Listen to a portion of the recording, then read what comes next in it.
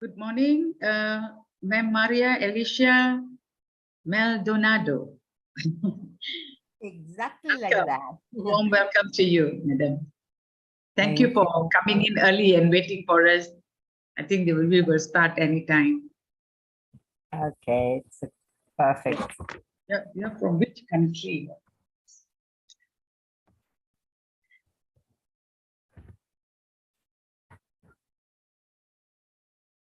I will need to share my screen. Oh, So I don't know if that is possible. Yes, yeah. ma'am. You are co-host now. You can share your screen. Okay, great.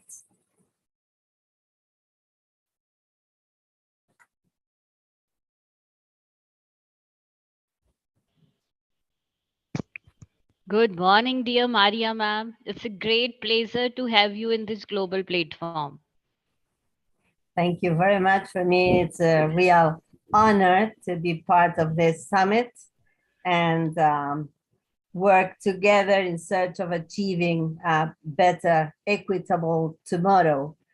That is a great motto. Thank you. Thank you, dear ma'am. Thank you. Ma'am, we will start in a few minutes, ma'am. Great. Yes. Thank you, ma'am. Thank you very much. I'll mute my mic. Yeah, no issue, ma'am. No issue.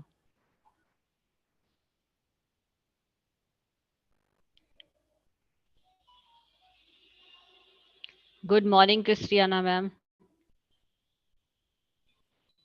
Good morning to all. Good morning. Good morning, dear Astara. Good morning. Good morning, Dr. Supriya. Nice to see your smiling face again. And Yes. good morning, good evening. I think good night, Yes. Ma'am Christina Skeller. Nice to meet you every day. Wow. She's a marathon supporter. Yes, yes. Marathon supporter. Wow. Yes. I really admire your commitment with Dr. Superior and SDG. Yes.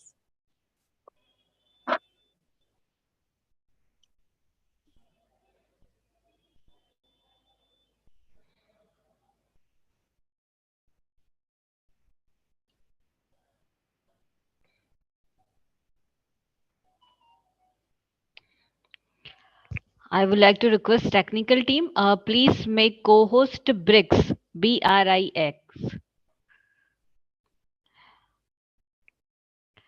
Sir Brix, it is a request to you. Please switch on your camera. Oh, sure. Yes, sir.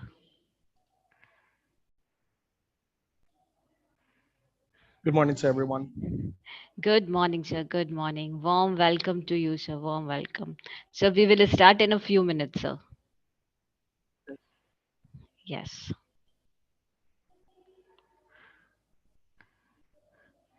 Please make co-host also Dr. Brix.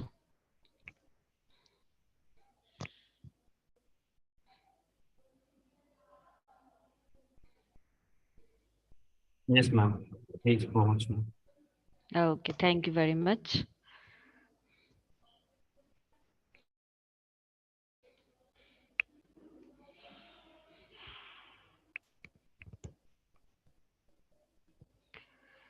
Yes, Dr. Derry has also joined us. Dr. Derry, each and every day, actually, I see you that you joined, you attend each and every session. So thank you very much, Dr. Derry. Actually, Dr. Derry is a academic director from the very renowned school of the Philippines. The name of the school is St. Patrick School of Quezon City. So thank you very much, Dr. Derry.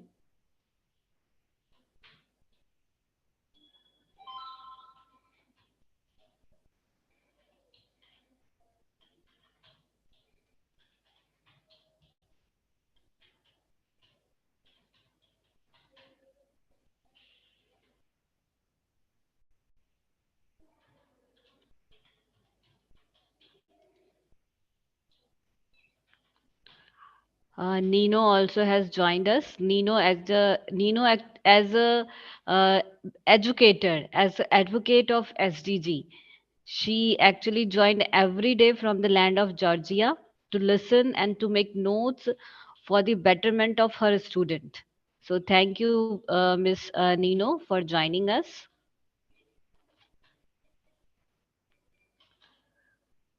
Dr. Derry, if possible, could you switch on your camera so that our audience and our guest speakers, our all patients listeners will listen you, will see your face, sir?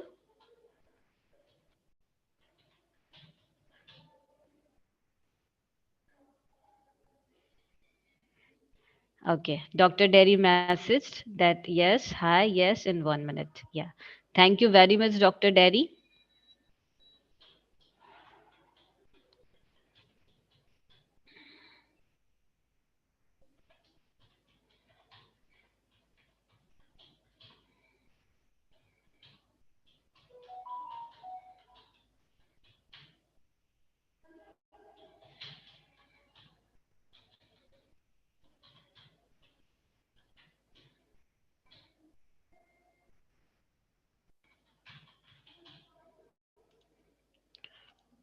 For the today's session, we have a global convener, Dr. Parul Sharda ma'am, from the College of Indore Management Institute.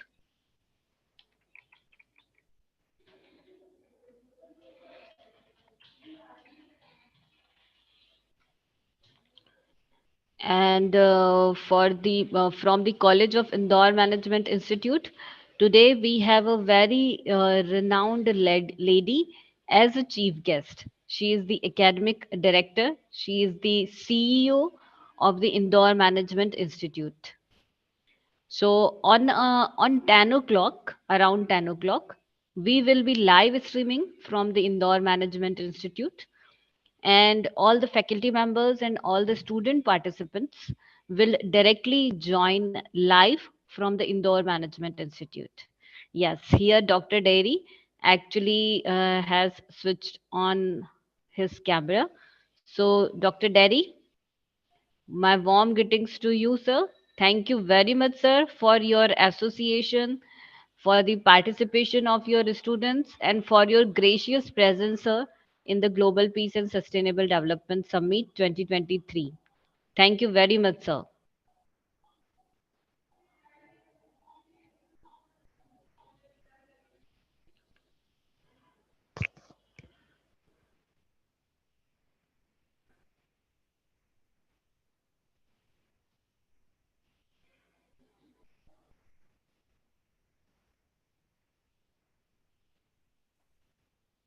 Good morning, Supriya ma'am. Good morning, all the speakers, all the esteemed speakers. Good morning, ma'am. So here is Dr. Parul Sharda ma'am.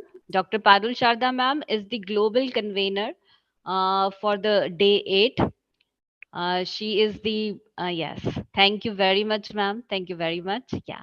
Here is the Dr. Parul Sharda ma'am. She is the head of the department in the Indore Management Institute. Dr. Reena Gupta already joined us. She is the head of the department in the commerce. So thank you both of you for joining us. Today on 10 a.m., we have a directly live streaming from the Indore Management Institute. Let's introduce Dr. Parul Sharda, our honorable guest speakers.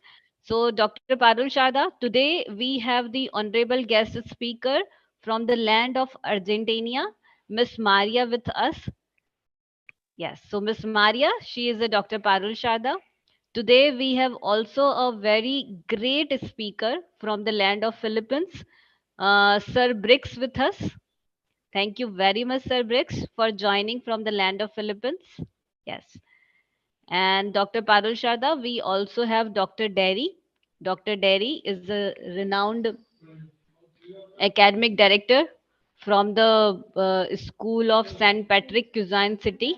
Thank you very much, sir, for joining us.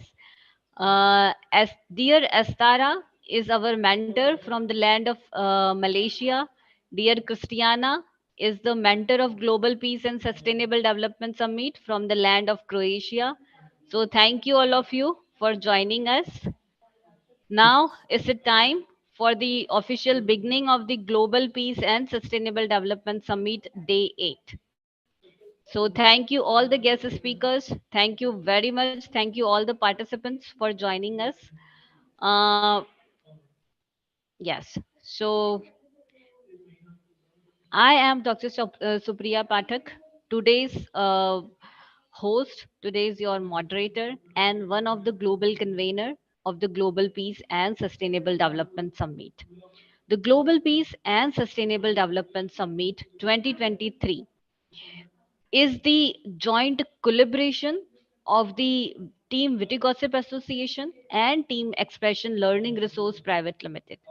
So, on behalf of Team Expression Learning Resource Private Limited and on behalf of Team Witty Gossip Association, I, Dr. Supriya Pathak, welcome all our guest speakers around the world.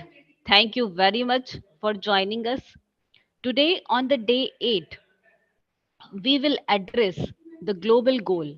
We will address the Sustainable Development Goal 8. The Sustainable Development Goal 8 is all about the decent work and the economic growth of any country. So just learn, just take the lessons from our honorable guest speakers, from our student participations, and from all the faculty members of the Indore Management Institute, that what are the targets of the goal 8, what are the aims to have this decent work and economic growth in today's agenda. So the decent work and the economic growth is established by the United Nations General Assembly in 2015, and we have to achieve all the targets of the goal 8 by 2030. So let's start the conversation. Let's start the whole talkings, whole sharings of experience, whole sharing of the knowledge with the great Maria ma'am from the land of Argentina. So, dear Maria ma'am, now the whole stage is your ma'am. Please proceed, ma'am, and please share your experience related to the SDG 8, ma'am. Okay, thank you very much. I will need to share my screen.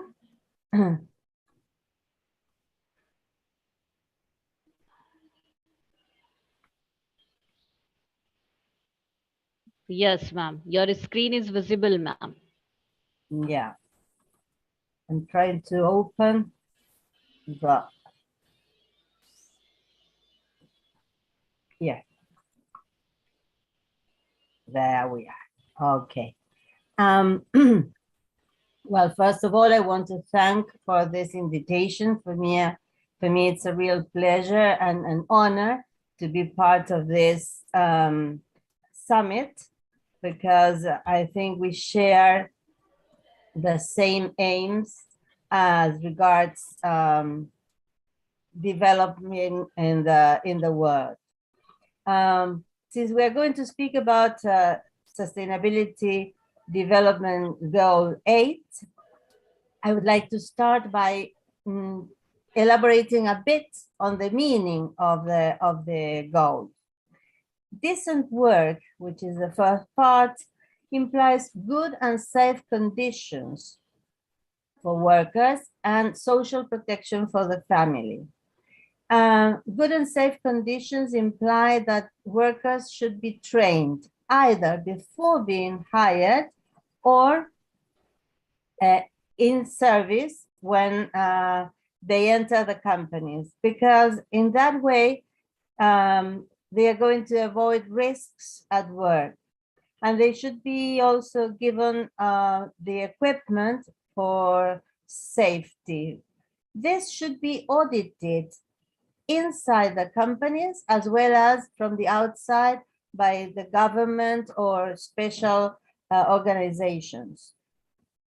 And the social protection of the family is based on health insurance and also insurance in case of accidents, in which case they could receive some money to go on living.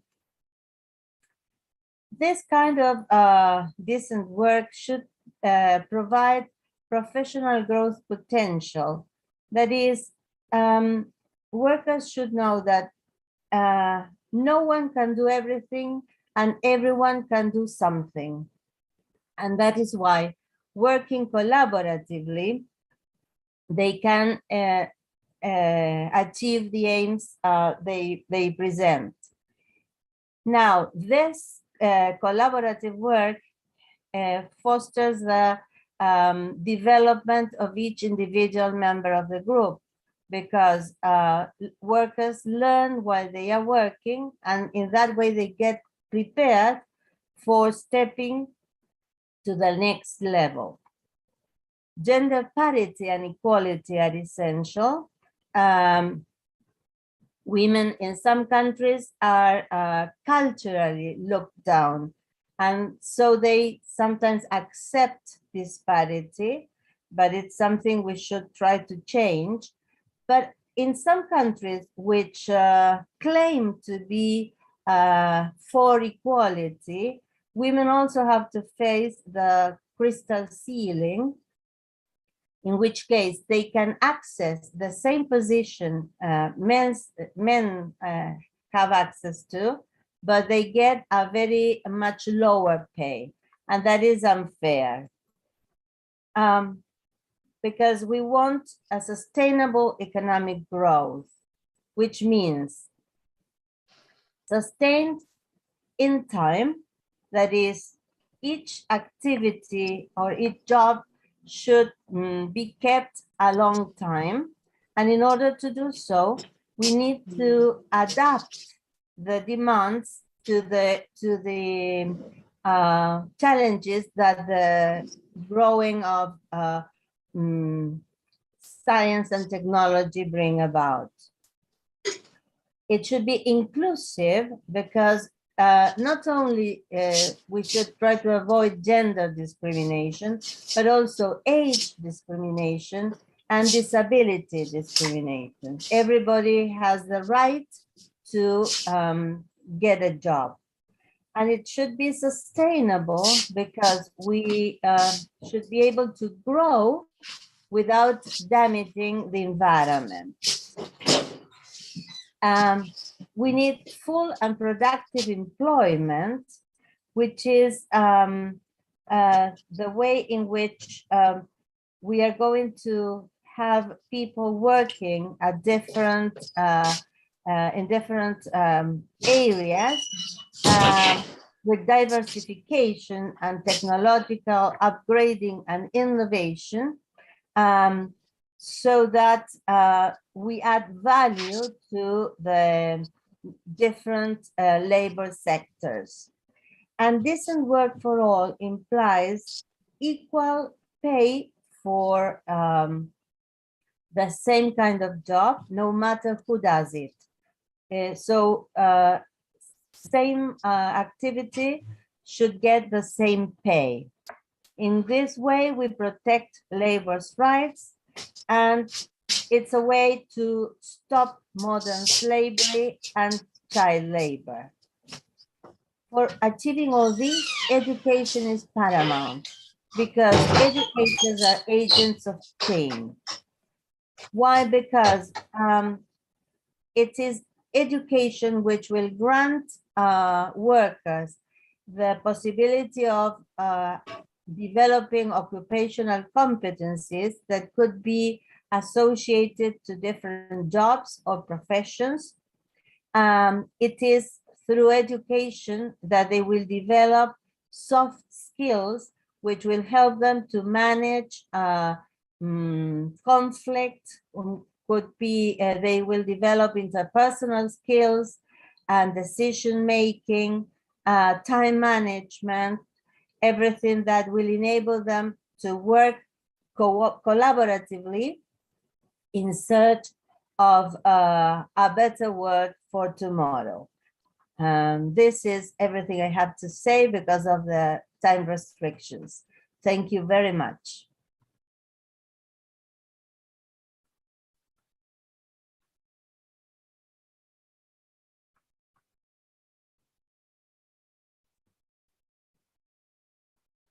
You are muted, Dr. Supriya. Yes, yes, ma'am. Yes. So thank you very much, ma'am, for your wonderful insights to address the SDG 8. As in your slides, you talked about the gender parity and the equality. Yes, actually, we are living in this ultra modern business world, but still we are facing the gender parity and the inequality to Yeah, pay for the decent work. And that is why these issues affect the economic growth of any country, of any nation. So, thank you very much, ma'am, for highlighting this crucial issue. Dear Christiana, ma'am, would you like to say something on the Maria, ma'am, presentation? Yes. Good morning, Maria. Uh, before age gender equality, we must teach the young boys and young girls to uh, how how to develop the equality, how to respect the others, and that is more important. Educated and prepare the young people for decent work, for value each person. Uh, Without gender or inclusive needs, uh, every person is value the same. That is most important. Educated. Thank you, Maria. yeah. That is why I said education is basic, because it is at schools where children learn that there are no male or female roles. It is a collaboration of every member in the family, which helps the family to move about forward. And it is that what is transmitted to the society, where then men respect women and women respect men, and on an equal level. Yes. Christina. Thank you. Thank you, dear Maria, ma'am, for your wonderful inputs. Dear Maria, ma'am, we have the gesture of joining hands like this. We have the gesture of joining hands. Yes. Ma'am, please join your hands little bit up, ma'am. Yes, yes. So thank you, dear ma'am. Thank you very much. Thank you. Actually, these joining hands says that we want to achieve something big. We believe in the collective actions. So thank you, ma'am. Thank you very much for joining us and for presenting, for addressing the Sustainable Development Goal 8. Thank you, dear ma'am. Thank you for Now, inviting me. yes, dear ma'am. Thank you very much. Dear ma'am, I would like to request you, please stay with us for 10:30, because we have directly live streaming from the Indore Management Institute. So thank you, dear ma'am. Now it's a turn from the land of Philippines. So Sir Briggs, now the Thank whole you. virtual stage is yours, sir. Uh, Okay. yes, sir. Yes, sir. Sir, All first right. of all, please introduce yourself. Please say what is your work and why you choose uh, for addressing as a SDG 8, sir. Please explain, sir. Of course. Sir, your mic is Um. switched on. hel- Please Hello. switch on your Can mic. you hear me? Okay. Hello. Yes, sir. Yes, sir. Yeah. Right. Can you hear me? Okay now. Yes. Yes, sir. Perfect. Okay. Good day to everyone. First of all, I would like to thank the Witty Gossips and then the expressions learning for bringing this platform, and having um great minds in the same room. And so thank you so much for this initiative. Also, I would like to thank my professor, Dr. Dari Dekanai, for introducing this platform to us. So, yep. So I am Brix Ariola. I am from the Philippines. I am a financial controller um, per profession.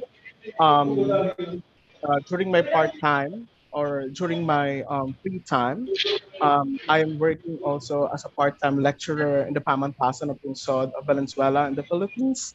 And I am also a PhD student. I choose the topic because in my number one, economics is my one of my favorite subjects, and currently I'm teaching macroeconomics in the Pamantasan of Lungsod of Valenzuela. So that's why I chose this topic, Dr. Sabria. That's very So good, sir. Sir, now the yeah, whole virtual stage is yours, sir. Please present, sir. thank you so much. May I know if you can already see my screen? Not now. Okay, maybe it's still loading. All right. Does it look okay now? Not now, sir. Okay. Sorry, I think.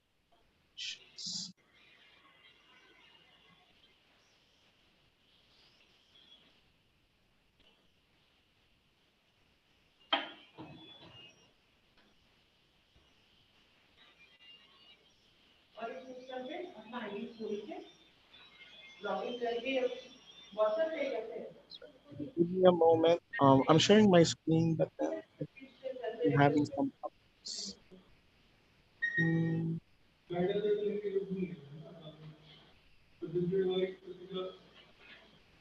Hmm. Dr. Briggs, please tell me what is the issue so I can help you, sir. yeah, I think my Zoom has disconnected because I'm presenting on a different computer. Um, let me Okay. just let me just do that again. Um, Okay. Yes, sir.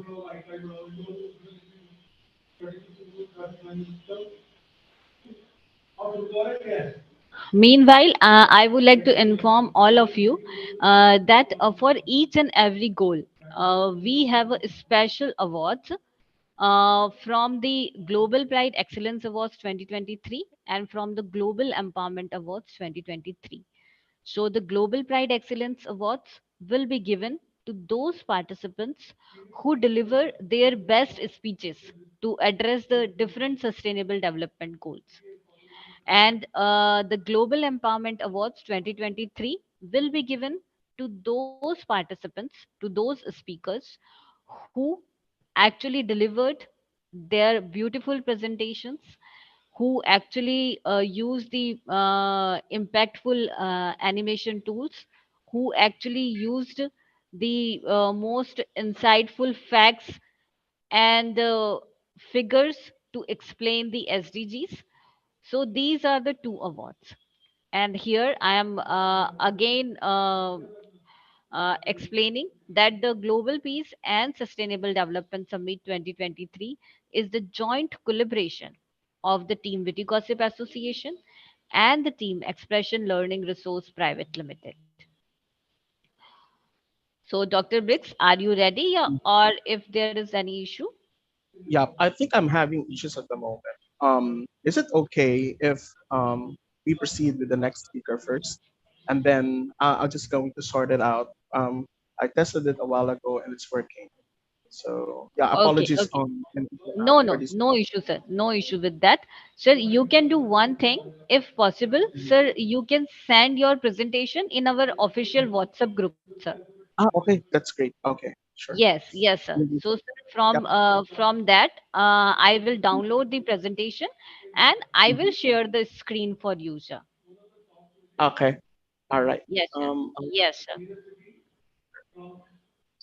So, Dr. Maria, meanwhile, please say something about yourself, ma'am.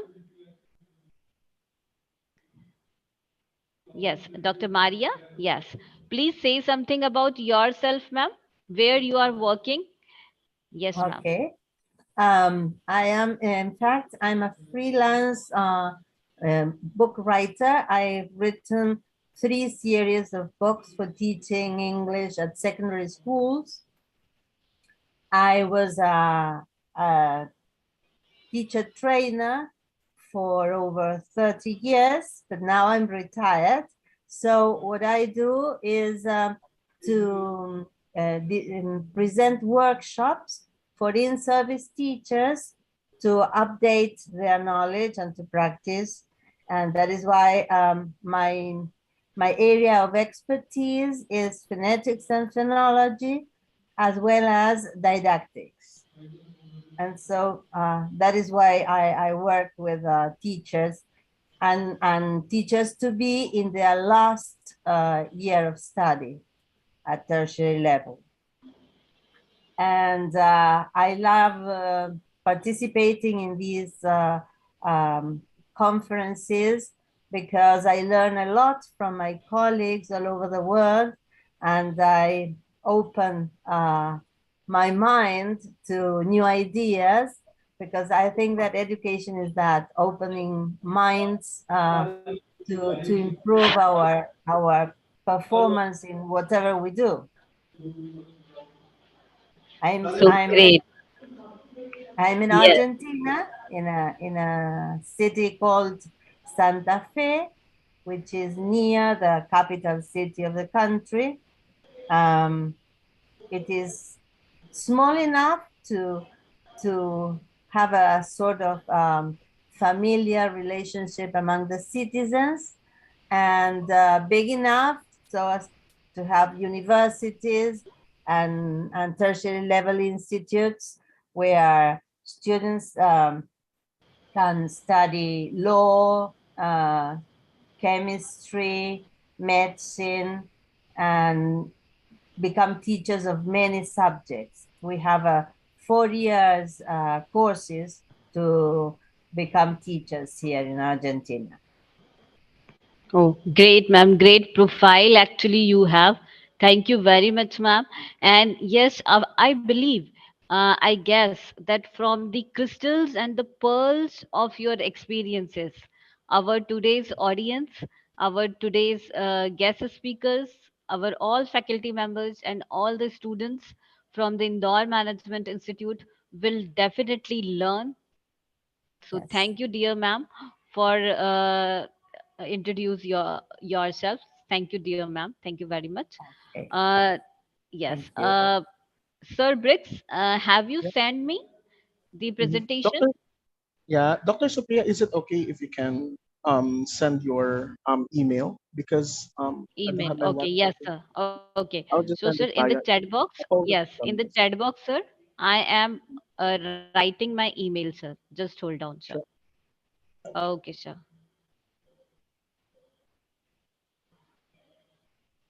In the chat box, I am writing my email address.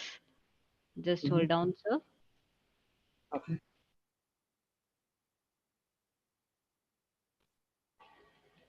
Yes, sir. So here is my email address, sir. So you can send me, you can email me. Okay. Hmm. Okay. Yes. Yes. Yes.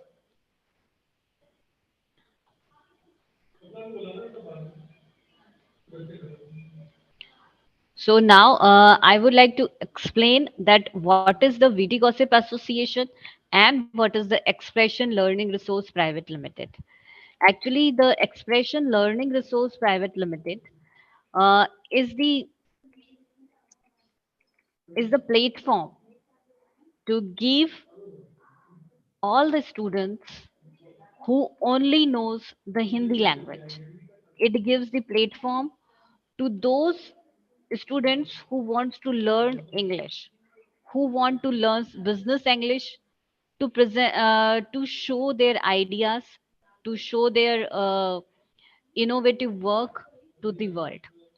So this is the Expression Learning Resource Private Limited. Let's have a small video. Let's see the small video of the Expression Learning Resource Private Limited. Just hold on.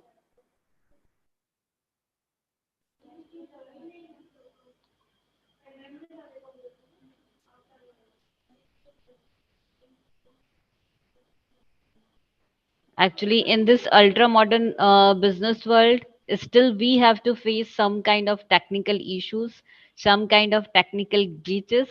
But still, I admire the team of the Zoom, because just because of this team of Zoom, we actually uh, get to connected with each and other from the different countries of the world. So thank you very much, team of the Zoom. Yes, Dr. Sorry, Dr. Briggs actually sent me a presentation. Let me check. Yes, so here is the presentation of Dr. Briggs. Just hold on. Sure. Thank you. Yes. So just hold on, sir. I am sharing the screen. Okay.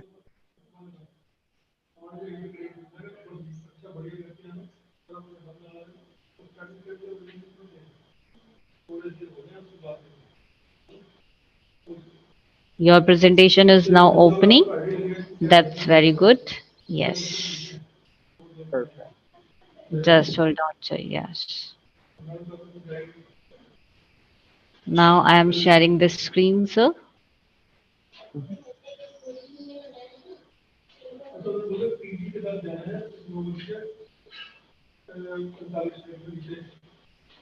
Just hold on, sir.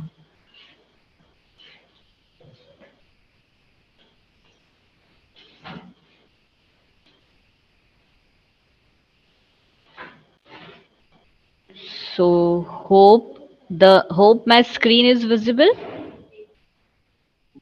Yes, ma'am. Yep. We can see it now. Okay. All Okay. right. You can see the first light. Mm-hmm. Yes, Doc. Okay. No, you. Okay. Just hold on, sir. Just hold on.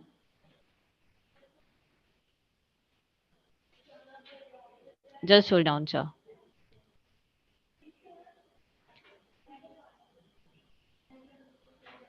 Ma'am, firstly download the PPT, then share. So it No, will. sir. Actually, the problem is different.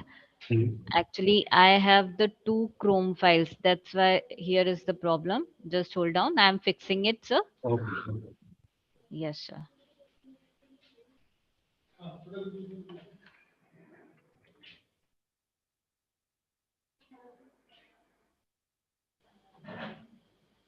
Yes. Now we can see your presentation, sir. Just wait a minute.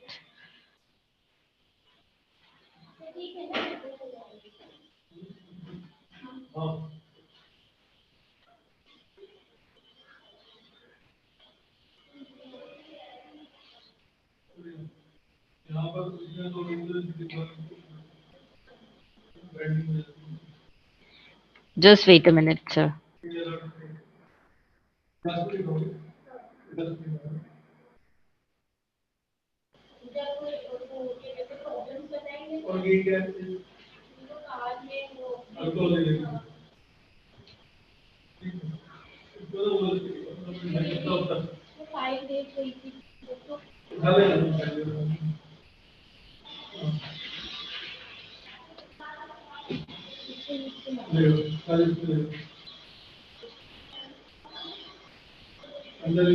Yes, sir. Now, yes, your presentations is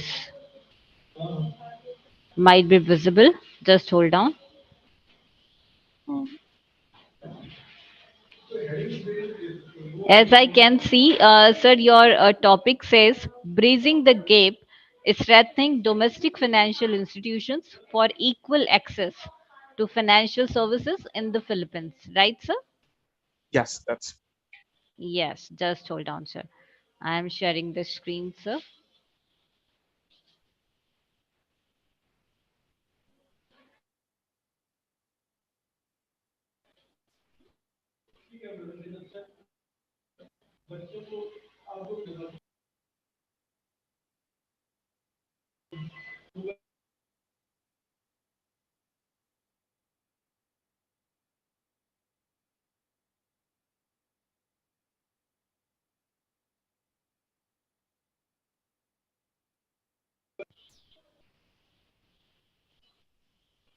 The screen is visible or not? Please, Estara, tell me. Yes, No? ma'am. It The is screen was visible. visible. It is visible. No. Means no, no, not now. Just No, hold on. it was visible and suddenly disappeared. Yes, yes, yes, yes. So I am sharing again. Yes, can see now, but need to put on full screen. Ma'am, press F5.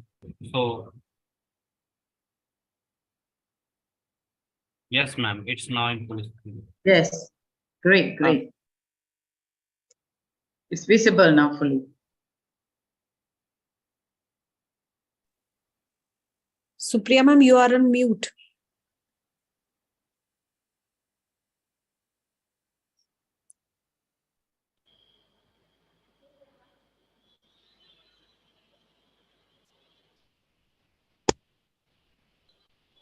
Yes, ma'am. Yes, now it's okay, sir. Yes. Yes, Am ma'am. I But audible? Yes, yes, yes. ma'am. Just hold on. I am sharing again. Just hold on.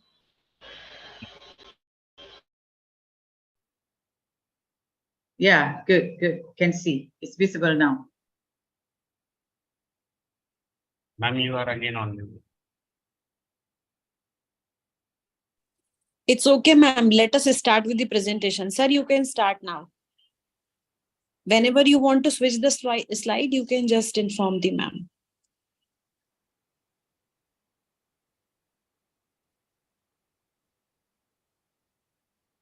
Hold on. Dr. Briggs, are you there? Sir Briggs, are you there? Muted, muted. Dr. Briggs, you are muted. Yes, yes. Dr. Briggs, are you there to present your slides? There, but it's mute. Yes, he is mute. Dr. Briggs. Hello. Yes. Hello there. Yes, Dr. Briggs. Okay, you can hear me now clearly. Yes, sir. We can hear Oh, you now clearly. Just hold on, okay. sir. Yes, now I have fixed this problem. And now I am sharing this screen again. Just hold on. Yes.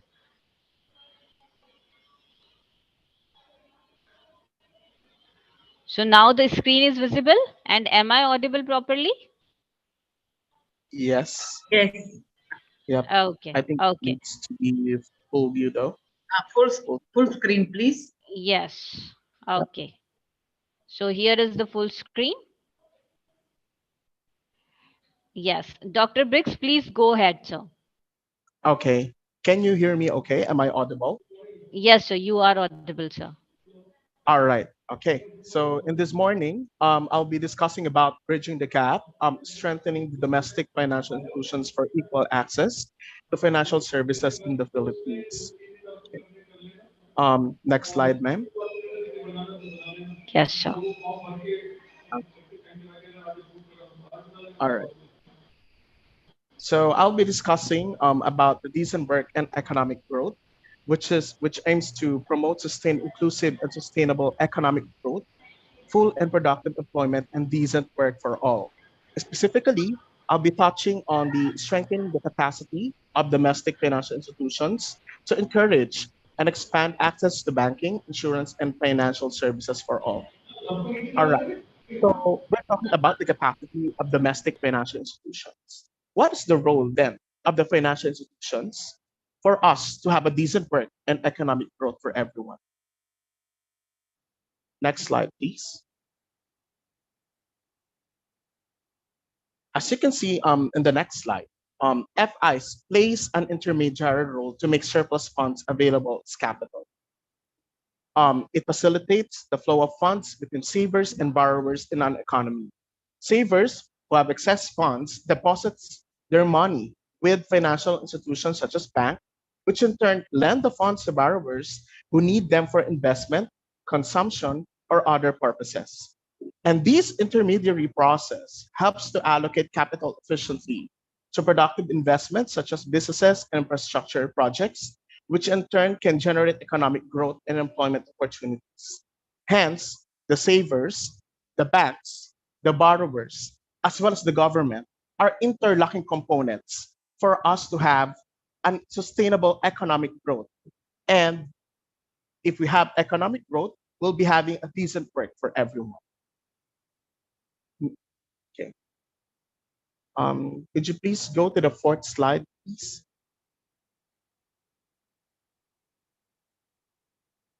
Okay.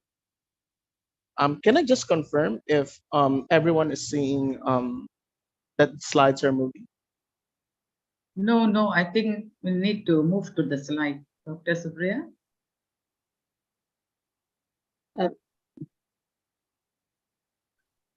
Just click on the drop Click down on the menu side, on the left side. yeah. Unmute. The slides are not moving. Just click on the left, the slides on the left. Click on the. Can you try that? Yeah. Okay, just hold on.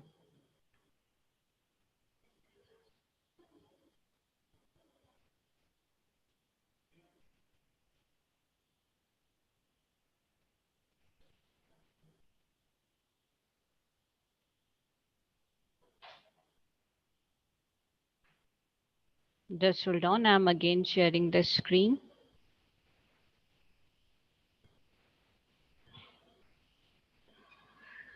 Yes. Now the screen is visible.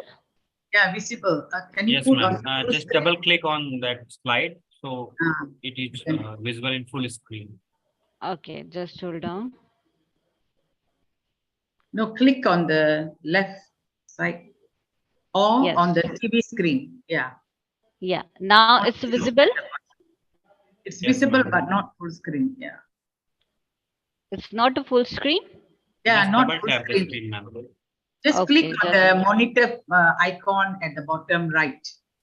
no. Actually, I have already clicked on the slideshow button, but on my screen it is on a visibly full.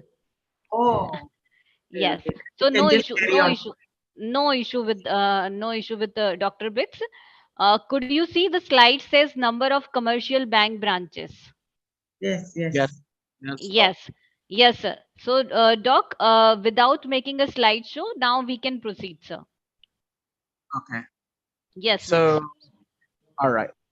So, all right. In these slides, beginning in this slide, I will be showing the indicators under the SDG 8.10, which is starting from the number of commercial bank branches per 1,000 adults in the Philippines. Okay. As we can see on the slide, the Philippines has significantly fewer commercial bank branches per 100,000 adults. So compared to other regions, so I pulled this data from the World Bank. So I managed to pull the data for the Philippines, the Southeast Asia, and versus the whole world for us to have a comparative view of what is the status in the Philippines when it comes to this indicator. As you can see, the Philippines is lagging behind at total Southeast Asia, at total Asia and the world. So this may indicate that there is a lack of access to banking services in the country, particularly in the rural areas where people may have to travel long distances to access a bank branch. Next screen, please. Another indicator under the SDG 8.10 is the number of automated teller machines or ATMs for 100,000 adults. Okay. As you can see also, compared at the total Southeast Asia, Asia and the world, Philippines is also lagging behind in terms of this indicator. This may suggest that while access to ATMs is relatively better than access to bank branches, there is still a room for improvement, especially in the rural areas. And then the third indicator in the next slide is the proportion of adults. Okay, when we say adults, these are individuals 15 years and older with an account at the bank or other financial institution or with a mobile money service provider. Okay, as you can see here, Philippines compared at its total Southeast Asia and Asia, it's not that far, but still behind at the total level. Okay, these may imply that efforts to promote financial inclusion, such as mobile banking, digital payments have been effective, but need to be sustained and expanded to reach more people, especially those in remote or marginalized areas. It's important to note that these indicators are just a simply or just a few of the many factors that contribute to financial inclusion and economic development, and that their interpretation may vary depending on the context and specific circumstances of each region or country. Aside from the indicators under the SDG 8.10, I have also gotten some information about the financial inclusion in the Philippines from the BSP or the Banco Central of the Philippines data. So if we can go to slide number 8. Slide number 8. Yes, sure. So overall, in 2021, there is an uptake of formal financial services improved in 2021. The share of adults with formal account and formal credit climbed by 27 percentage points. As you can see here, so in the formal account in 2019, we have 29%. In 2021, we have 56%, which is an increase of 27 percentage points. And when it comes to formal credit, it has climbed up to 25% from 19%, having 6 percentage points of increase. Okay. Uptake of financial investment, including contributions to government pension schemes, also grew by 11 percentage points, while the ownership of insurance, which excludes the PhilHealth or the government mandated health insurance company, decreased by 6 percentage points. So you might be wondering why there is an uptake on the formal account. It's very huge in terms of the context in the 2019. If we go to the next slide, we'll see that the e-money accounts are the most owned accounts, with users growing more than fourfolds in just 2 years, from just 8%, as you can see in the slide 9. Doc? Yep, as you can see there, the e-money account in 2019, there is 8% only, okay, of ownership of the e-money account. But in 2021, it has risen up to 36%, which accounts to 27.5 million Filipinos. Next slide, please. With respect to the outstanding loans in the Philippines, almost half of the Filipinos adults have an outstanding loan, with family and friends and microfinancing NGOs as the top two sources. More Filipinos had borrowings in 2021 as the share of adults with outstanding loans jumped to 45% to 33%. Okay, in 2019. Borrowing from family and friends and formal lenders both slightly grew in 2021 at 47% and 14% respectively. On the other hand, while microfinancing NGOs remain the top formal source of credit, percentage of borrowers who loan from this institution declined from 31% in 2019 to 23% in 2021, which is a pattern similar to microfinancing NGO account ownership. Okay, next slide, please. So we have the data. We have the data from the SDG 8.10 indicators, also the status of the account ownership, and then the credit outstanding of the Philippines. Now let's go to the financial literacy, which is on slide 11. Okay. As you can see here, only 2% of the Filipinos that we have surveyed. If you can go to slide 11, please. No? Yes, yes, sir. Yes. Thank you so much. All right. So 2% of the Filipinos were able to correctly answer all the 6 basic financial literacy questions. In 2021, 69% of the adults correctly answered at least half of the 6 financial literacy questions. Majority demonstrated basic 11 arithmetic division skills and awareness of investment risk and return trade-off and diversification. Meanwhile, less than half, or which accounted to 42% of the respondents in 2021, correctly identified the effect of inflation to their purchasing power, which is lower than the 55% in 2019. The question on simple and compounded interest had the lowest correct answer at just 30%, and only 7 of the respondents attended to a seminar or webinar aimed at increasing financial literacy. whilst 54% expressed interest in attending. Okay, so as we can see here, right, there is still a room for improvement when it comes to financial literacy in the Philippines. Next slide, please. Okay, when asked on the financial products and services that need more attention and support, based on the respondents, they need support and attention when it comes to account and savings. 46% of the respondents said that, while 70% of which says that they need more support with regards to loans. And what are those main areas of concerns of these respondents? So number one, we have the documentary requirements. They said that they have, these they don't have or they were unable to comply with the documentary requirements that is seek or being sought by the bank with them. Second is the consumer assistance, and third is the security measures against scammers and hackers, which are the priority areas the government needs to act on. Okay. Next slide, please. All right. So here are listed down here the reasons for not owning a formal account, and the top answer here is the lack of funds or not having enough money. So which could, I think, which could be relating to poverty. Okay. Or also it can also maybe they have invested their money in other investment vehicles and whatnot. Okay. As reported by almost half of the 45% of the ANBank, followed by lack of documentary requirements at 40%. And also the lack of the knowledge of the process, which accounts for 22%. Okay? Meanwhile, the perceived lack of need for an account is at 22%, which may be linked to the limited awareness of accounts as means for payment and remittance transactions. I have uh, uh, I have an excerpt here of the focus group discussions made. They said that um, here, no, one of the respondents said that there's a need for a valid ID and the bills, and what the bank maybe that she has or he has queried to requires a high maintaining balance. Okay, so now with those information, what are the opportunities and recommendation that we have? Okay, all right.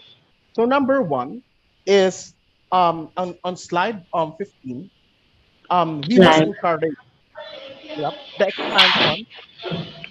So Yeah, slide 15. 15. Yes, sir. Yep, thank you so much. Yep, we have to encourage the expansion of financial institutions, particularly in underserved areas. Of course, in the viewpoint of the financial institutions, there is a risk of not being profitable. So what can the government can do?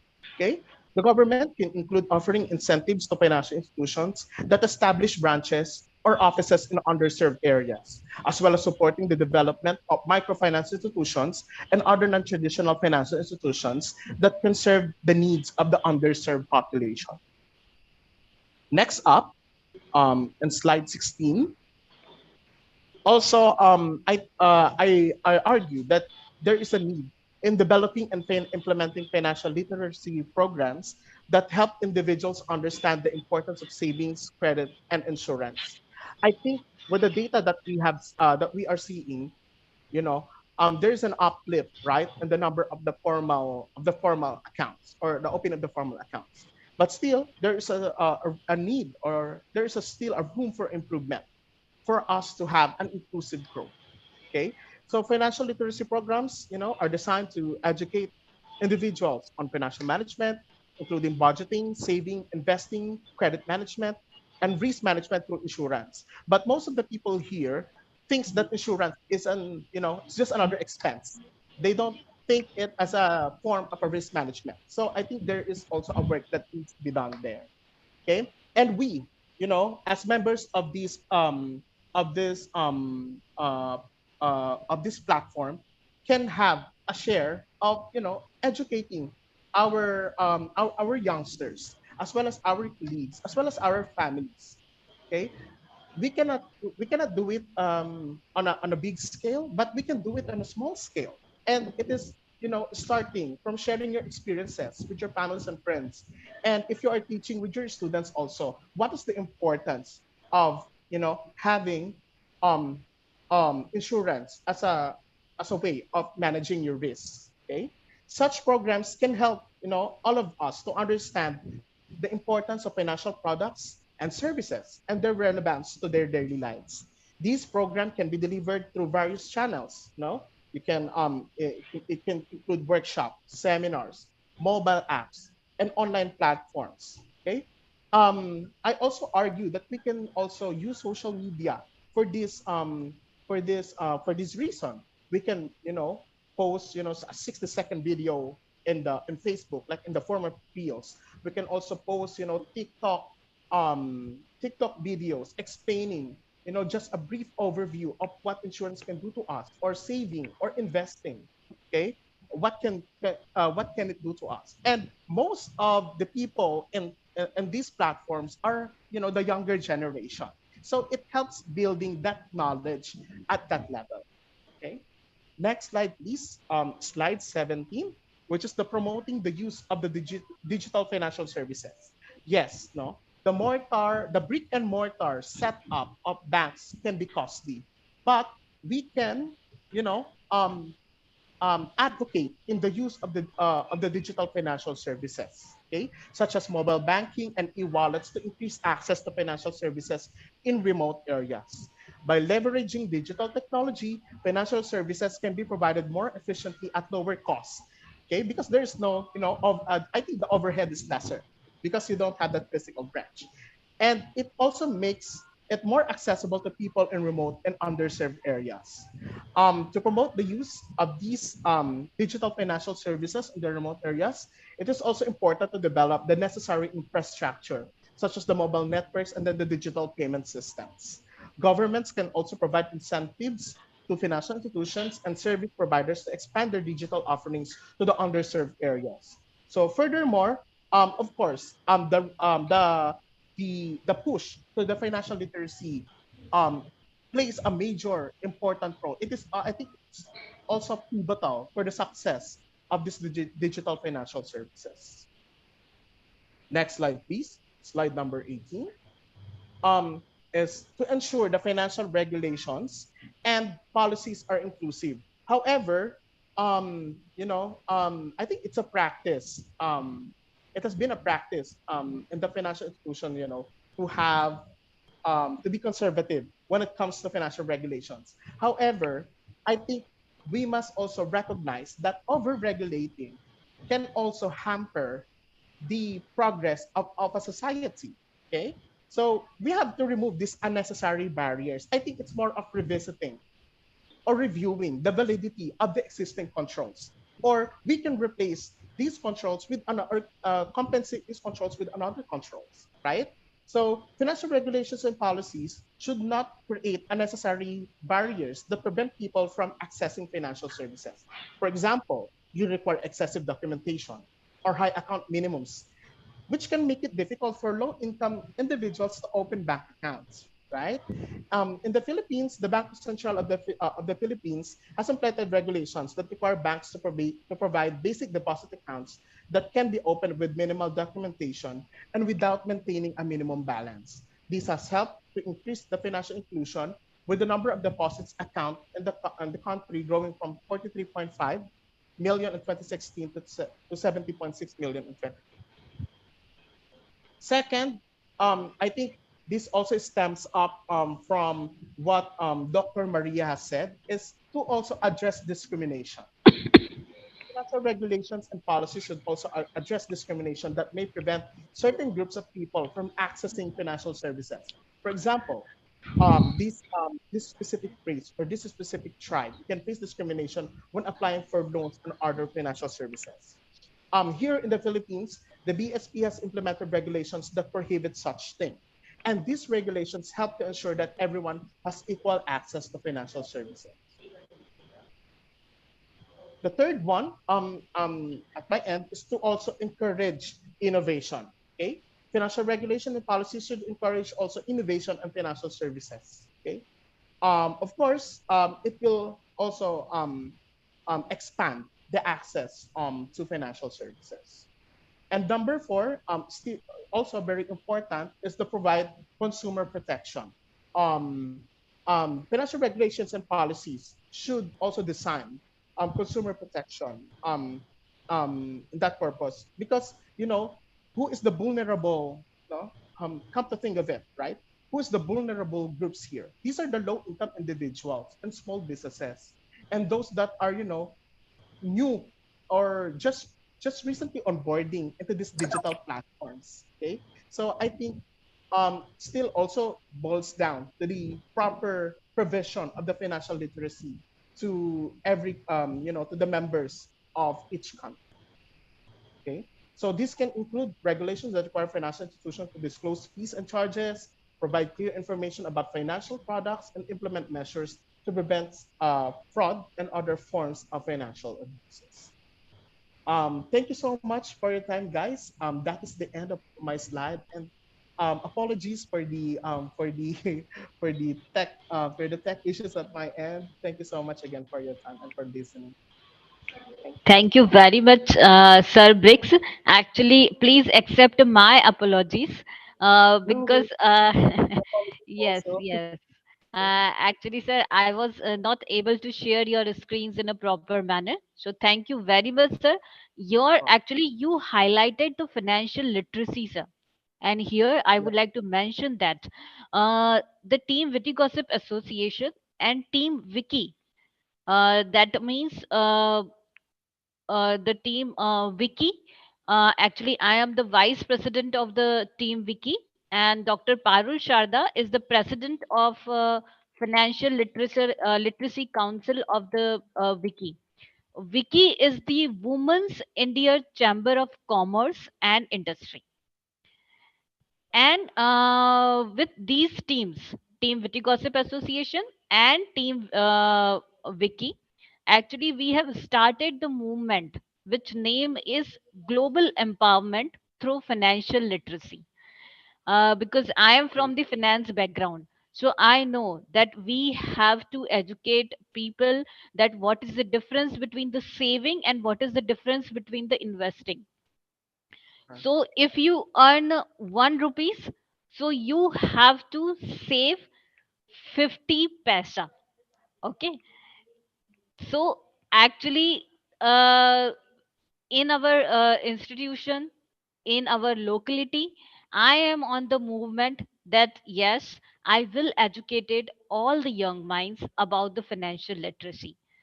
So that's why we have built this financial literacy council. And from my state name is Madhya Pradesh. Actually, this is the state of Central India. So I am the vice president of the Wiki Financial Literacy Council, and Dr. Parul Sharda is the president of the Wiki Financial Literacy Council. So thank you very much, sir, to address the very critical issue which is the financial literacy.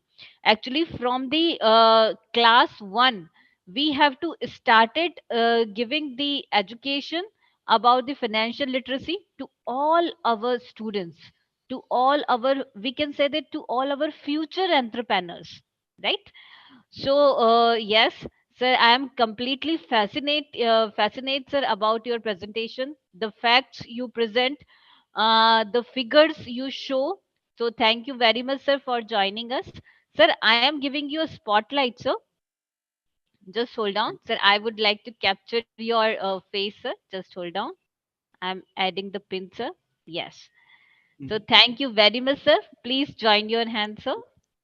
Just hold on, sir. Yes. That's very good, sir. That's very good. So, Thank you. with this joining hand, I would like to share the message to all our guest speakers, to all our participants, our patients, listeners, that let's join our hands to educate all the young minds about the financial literacy. Let's educate all our young minds about the SDG 8. So thank you, sir. Thank you very much, sir, for your wonderful insights. Now just Thank let you. me check. We have the live streaming directly from the Indore Management Institute. Let me check that what is the position. Just hold on.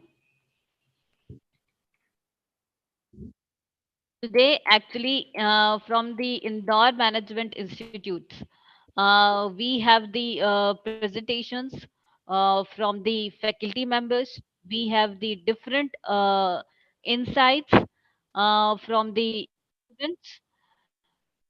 Just hold on.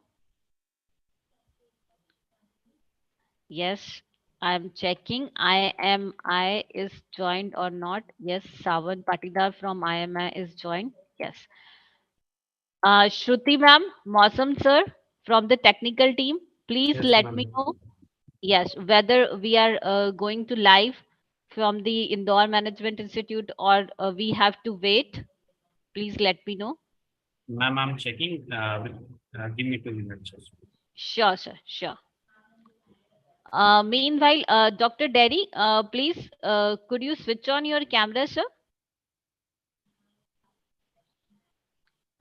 Dr. Derry, if possible, could you please switch on your camera?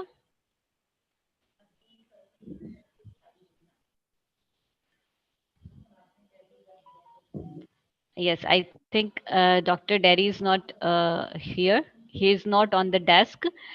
Here, I would like to mention that Dr. Derry actually is one of the our esteemed guest speaker from the land of Philippines, and the team of Dr. Derry and his students from the School of St. Patrick, Quezon City, will join us on the other sustainable development goals to address the other sustainable development goals. Yes, here is the Dr. Derry. Yes, thank you very much, sir. Thank you very much, sir, for joining us. Sir, please tell me more about the St. Quezon Patrick School, sir. St. Patrick Quezon City School, sir. Yes. Sir, just hold down, sir. Yes. Yes, I'm Hi, giving you. yeah. Hi, good morning, good afternoon, and good evening to everyone. First, I'd like to congratulate Dr. Supriya, your team, for this wonderful summit. It has been really very informative for many educators, teachers, and students. I'd like to acknowledge first one of my PhD student at the Manuel L. Quezon University, Brix Ariola. Thank you very much, Brix, for presenting. And this is a wonderful opportunity for everyone. In an ever-changing world and complex world, we need a lot of inputs, especially in really giving out real actions in the attainment of the United Nations Sustainable Development Goals. We are only roughly, probably, up 1% of those really educators who are really into this one. And that, thank you, dear educators. St. Patrick's School of Quezon City in the Philippines, of which I am the director for academics, has been running for roughly 55 years already. And we have initiated initiatives in the Sustainable Development Goals, teaching children from the preschool until the senior high school. It's a bit difficult, but then with educators, nothing is impossible in teaching them at a very young age of what this Sustainable Development Goals are all about. And asking them to come up with real action projects, I think it matters, especially in this world. We need our very own students to really go out of the box and create new ideas in terms of helping out everyone. I encourage all educators to continuously do your share. It's not only about doing research, which I am doing, it's about inspiring a lot of people. Ask them to do projects, real projects that will make a difference in the lives of the school, the community, and of course, the greater majority of people in the different parts of the world. So I'd like to thank again Dr. Supriya and the group for these initiatives. Kudos to all the organizers and educators who are here. My heartfelt thank you, and please continue to support the team in their endeavors of the Sustainable Development Goals. And yeah, here in the Philippines, we are currently celebrating a Christian activity, which is the Holy Week. We are celebrating Black Saturday, and tomorrow would be Easter. And God bless everyone. Thank you. And let's continue to support this great conference. Namaste. Sir, yes, sir. So first of all, from the team of Witty Gossip Association and from the team of Expression Learning Resource Private Limited, sir, we wish you all the Philippines, we wish you all the countries a very happy and grateful Holy Week, sir. Sir, happy Easter, sir. Thank you very much, sir, for joining. Sir, thank you very much. Sir, just please do this. I just want to capture you. Yes. Perfect, sir. Perfect. Thank you very much, sir. Sir, from bottom of my heart, sir, I would like to say thank you, sir. I am humbled. I am truly honored. I am very grateful, sir, for your school, the St. Patrick School of Kuzan City, sir. Sir, all the guest speakers, all the students, sir, from bottom of my heart, sir, this is your stage. I welcome all your speakers. I welcome all your students, sir. So thank you very much. Thank you, sir. Yes. Thank you very much, sir. Thank you. Now, this is the time to go live directly from the uh, Indoor Management Institute. The I'm just give the brief introduction that what is the indoor management is doing and what is the way of working of the Indoor Management Institute. Just hold on. So the Indoor Management Institute is the one of the renowned college of the central India. And as I told you that the Dr. Parul Sharda is one of the global convener from the Indore Management Institute. She is one of the head of the department from the management. And the Indore Management Institute is have the international management professional programs. It have the global work experiences program. It has also have some online training and the virtual internship program. There is also the international programs for the faculty, and there are lots of training and placement programs for the setting up for long term career success for the students. The top recruiters of the Indore Management Institute are HDFC Bank, ICIC Bank, Byju's, Oppo, Paytm, Capital Height, ICICI Prudential Life, and Just Dial. These are the recruiters for the placements of the students from the Indore Management Institute. So this is all about the Indore Management Institute. Dr. Rahul Joshi with us, Dr. Parul Sharda with us. Now, Kalas sir, Shruti ma'am, please tell me. We are going to live? Yes, Or ma'am. Within 2-3 minutes, we are going to live. okay, within a 2-3 minutes, we are directly going to live. Yes, I am just spellbound to experience another amazing collaboration with the Indore Management Institute and the team of whole Indore Management Institute. The great experience from the Indore Management Institute. Yes. Dr. Rahul Joshi is also on his camera. Yes. Oh, wow. Dr. Ankur Saxena already joined us. Thank you very much, Dr. Ankur Saxena, for joining us. Thank you, ma'am. Thank you very much. Yes, actually, Dr. Ankur Saxena is one of the supporter, one of the mentor, one of the guide from the Medicapes University. And from the Medicapes University, actually, uh, they address the Sustainable Development Goal 6. Yes, yes, here we can see that the whole screen, the whole auditorium. I'm just at the pin. Yes. Here we can see that the audience are gathered.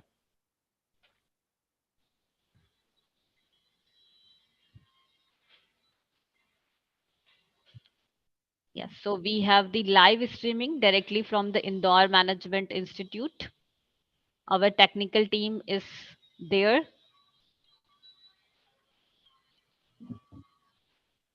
Yes. Here is the beautiful stage. You can see that. I'm just add pin. Yes. Here you can see that the beautiful stage. Actually, we have to change the name, Medicase. Actually, this is the name of Indore Management Institute. Yes. All faculty members already gathered on the auditorium of the Indore Management Institute. Thank you very much, Indore Management Institute, for the wonderful collaboration. Thank you very much. Yes, from the moderator from the Indore Management Institute. Yes, here is the Indore Management Institute. The moderator from the Indore Management Institutes are getting ready to address the crucial goal, the SDG 8 goal. Yes.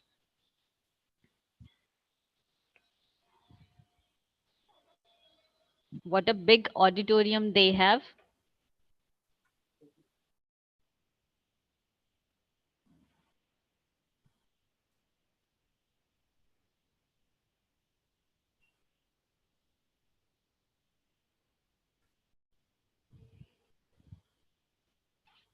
Amazing, amazing. That's very good.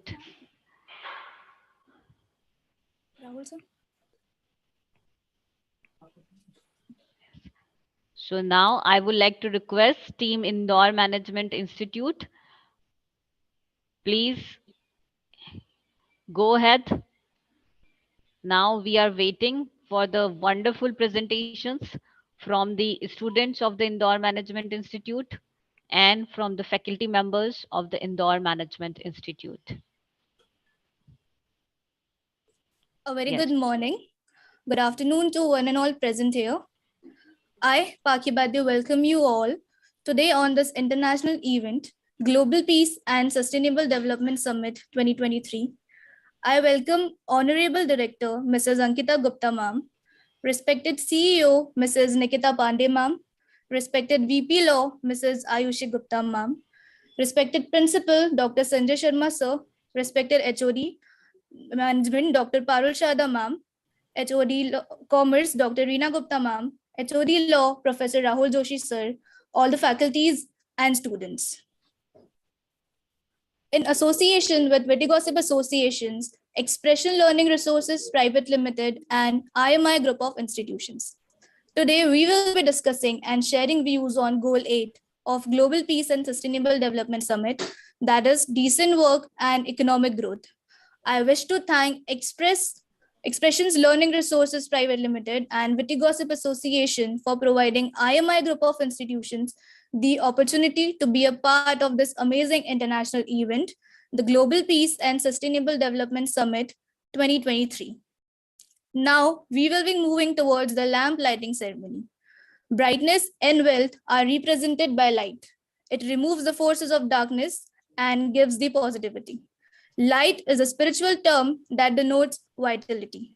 Let's begin the event by illuminating the lamp in front of the goddess Saraswati. I would like to request our honorable dignitaries to please come on the stage and light the lamp.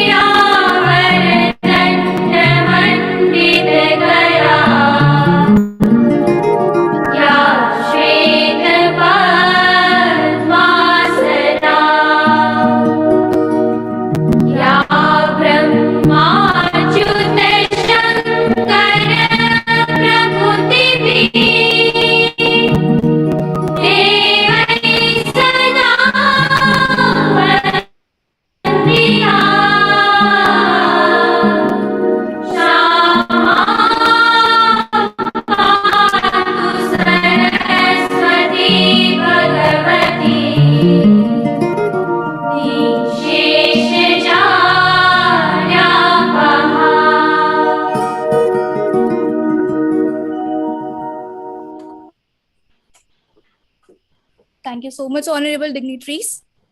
Now, I would request respected HOD management, Dr. Parul Shada ma'am, to come on the stage and say a few words on behalf of IMI Group of Institutions and on behalf of Witty Gossip Association as a global convener.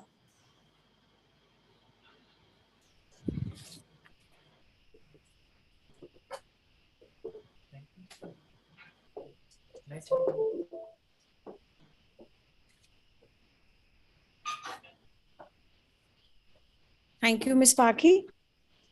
So I thank our management, Honorable Director, Mrs. Ankita Gupta ma'am.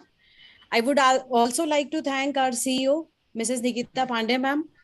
Also would like to thank our VP Law, Mrs. Ayushi Gupta ma'am, Principal Sir, Dr. Sanjay Sharma, all the faculties and all the participants.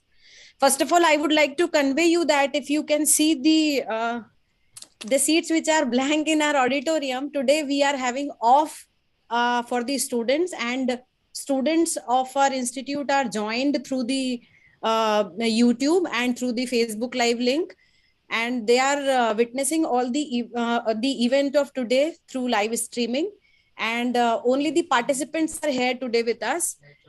And in continuing with the ceremony, I would also like to thank Team Witty Gossip for continuously doing this noble cause. I am associated with Team Witty Gossip since 2019. I would also like to thank Team Expression English for motivating the students, for motivating the participants each and every day. Since last year, I am seeing that the Team Expression English is putting a lot of efforts for giving a broad, for giving this Global Sustainable Development Summit a broad perspective. Now, when we talk about Goal 8, it's decent work and economic growth. To promote sustained, inclusive, and sustainable economic growth, full and productive employment, and decent workplace for all. For providing the few highlights on this particular Goal 8, in my view, for providing fair working environment to the workforce, gender disparity should not happen, as we are living in the century where females are equally working as males, and even the transgender community should be treated with all due respect. All the citizens should be well aware of their fundamental rights. We, being the employee workforce, should not involve in manipulative practices and must cooperate with all to let the team grow. Also, to achieve the SDG Goal 8, we must have courage to stand for the wrong practices. Also, modern HR practices should be followed while hiring the talent, so that best utilization of individuals can happen.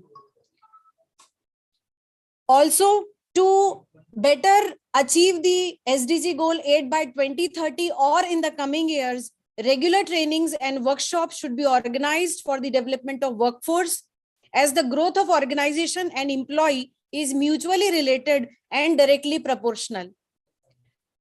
So today, I urge to each and every individual who is listening to me directly or indirectly through this international platform, that to achieve SDG Goal 8 or other goals from Goal 1 to Goal 17, it is the responsibility of each and every one of us that we come forward without having our personal interest in mind, for the betterment of our nation and for the world as a whole. Together we can and we will. Thank you so much. And I request the moderator of today, Ms. Paki Baidya, to please continue with the session. Thank you so much.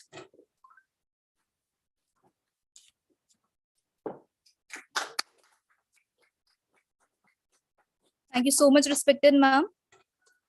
Now, I would like to extend a warm welcome to our chief guest, Honorable Director, Mrs. Ankita Gupta ma'am, who graciously accepted our invitation. Ma'am is a remarkable individual who has achieved a great success in her field of expertise. Ma'am is a true inspiration and a source of motivation to us. We are honored to have her today with us.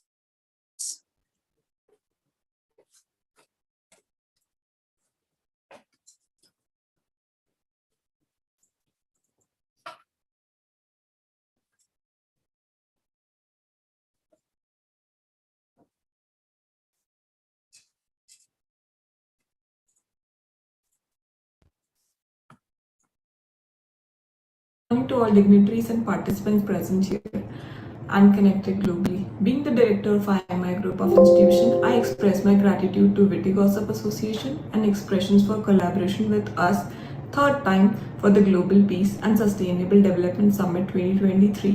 Our institute was set up in 2008 and since then Indore Management Institute is consistently creating history by giving its best to the students and world-class infrastructure that facilitates excellence in teaching, research, consulting, and other professional activities.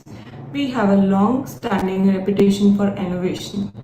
Our desire to do things differently lies in our foundation, ensuring a global empowerment towards mainstreaming sustainable development and for exploring better equitable tomorrow through collective actions. For this, it's our responsibility to take a step for a secure environment and to achieve a better and more sustainable future in the age of disruption, to educate young minds about the sustainable development goals set by the United States nations.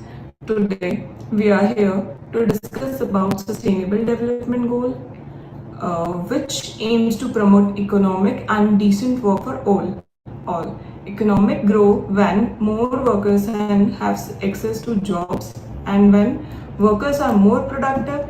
The COVID pandemic has considerably impacted employment opportunities in countries around the world. In January 2020, before the pandemic, global GDP was projected to grow by 2.5% in 2020, and in June 2020, it was projected to contract by 5.2%, with even steeper contractions in some regions that would mark the deepest recessions in 8 decades. Over the term, near restoring employments will be critical to growing economies, restoring progress to in access to well-paying jobs for men, women, young people, and persons with disabilities will be particularly important because these groups have typically had lower labor force participation rates and lower earnings. There are many ways to improve work productivity, including by building human capital through improvements to education and health, by improving infrastructure, and by applying new technology. Through this Global Peace and Sustainable Summit, we seek for a healthy discussion and resourceful solution to achieve all the targets of the Sustainable Development Goal 8 till 2030. Today, I feel proud as our students and faculties from IMI Professional Studies, Indore Management Institute, and SNS Law College are participating in this summit. I wish them good luck for upcoming discussions. Thank you so much. Namaste.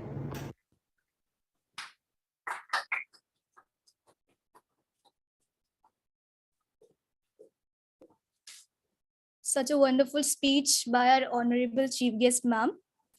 Now moving ahead, today we have eminent speakers across the globe with us who are the experts of their respective field of interests. We are honored to have such great speakers with us on Goal 8 of Global Peace and Sustainable Development Summit 2023. Now, I would like to welcome our first guest speaker, Professor Himadri Mishra ma'am, to enlighten us on Goal 8, Decent Work and Economic Growth.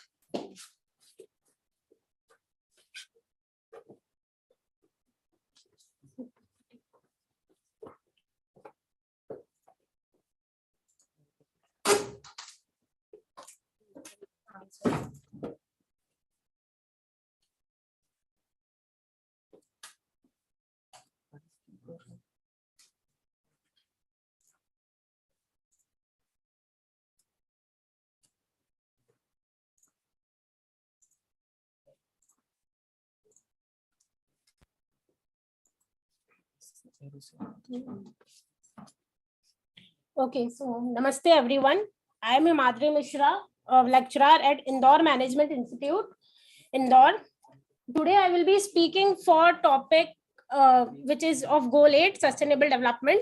The topic for my today's speech is promote policies to support job creation and growing enterprises in India. So first, as you can see, the slide is job creation. Now, what is the job? Job is a piece of work. It refers to an activity that people perform in order to earn money for living. Now, what is job creation? The process by which the number of jobs in an area, organization, etc. is increased. Now, next slide is employment generation scheme programs of Government of India. There are various government schemes for generation of employment when jobs are created, and our economy also grow by creating the job. The Government of India generate employments through direct and indirect efforts.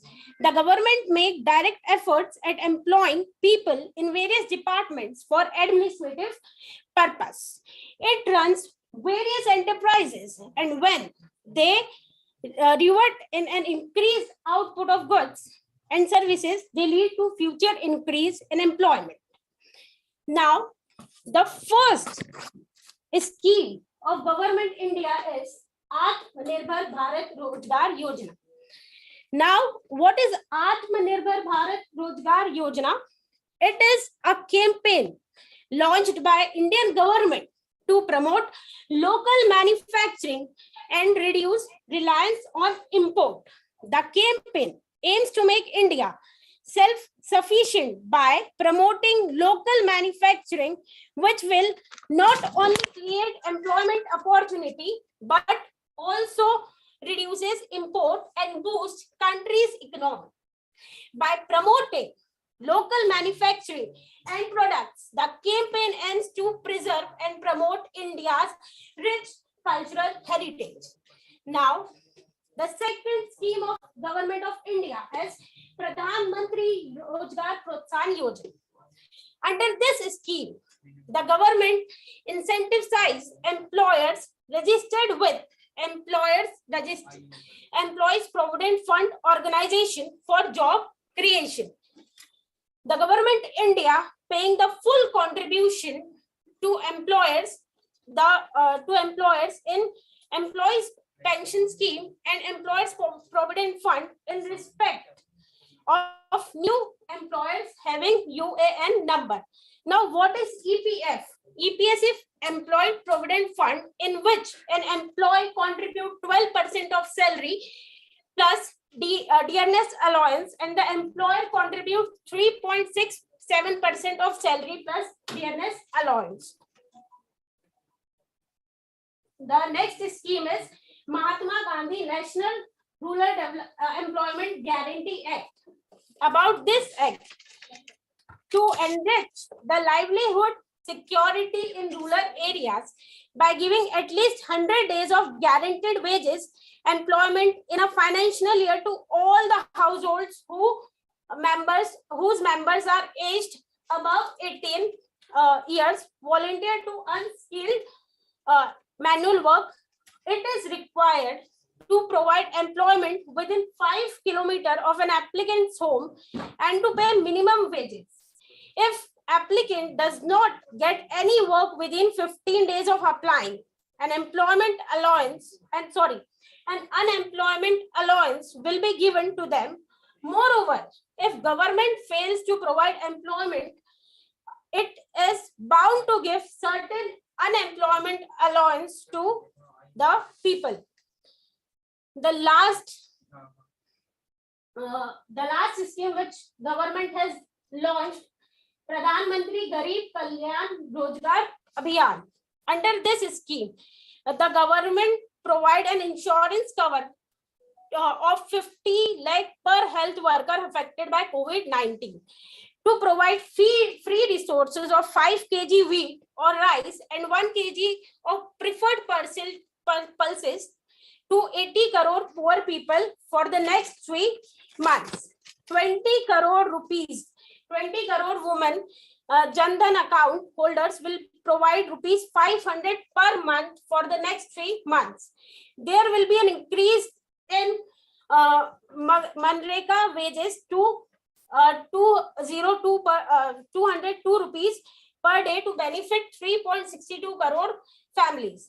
The central government has given orders to state government to use the buildings and construction workers welfare fund to provide relief to construction workers. The best way to help the poor is to promote economic growth and job creation. Thank you.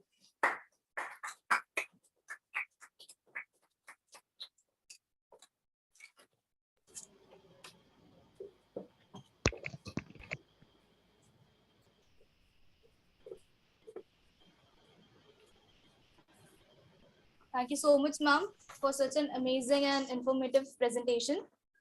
Moving further, I would like to call Professor Mrs. Tina Vaishnav, ma'am, for enlightening us on Goal 8, Decent Work and Economic Growth.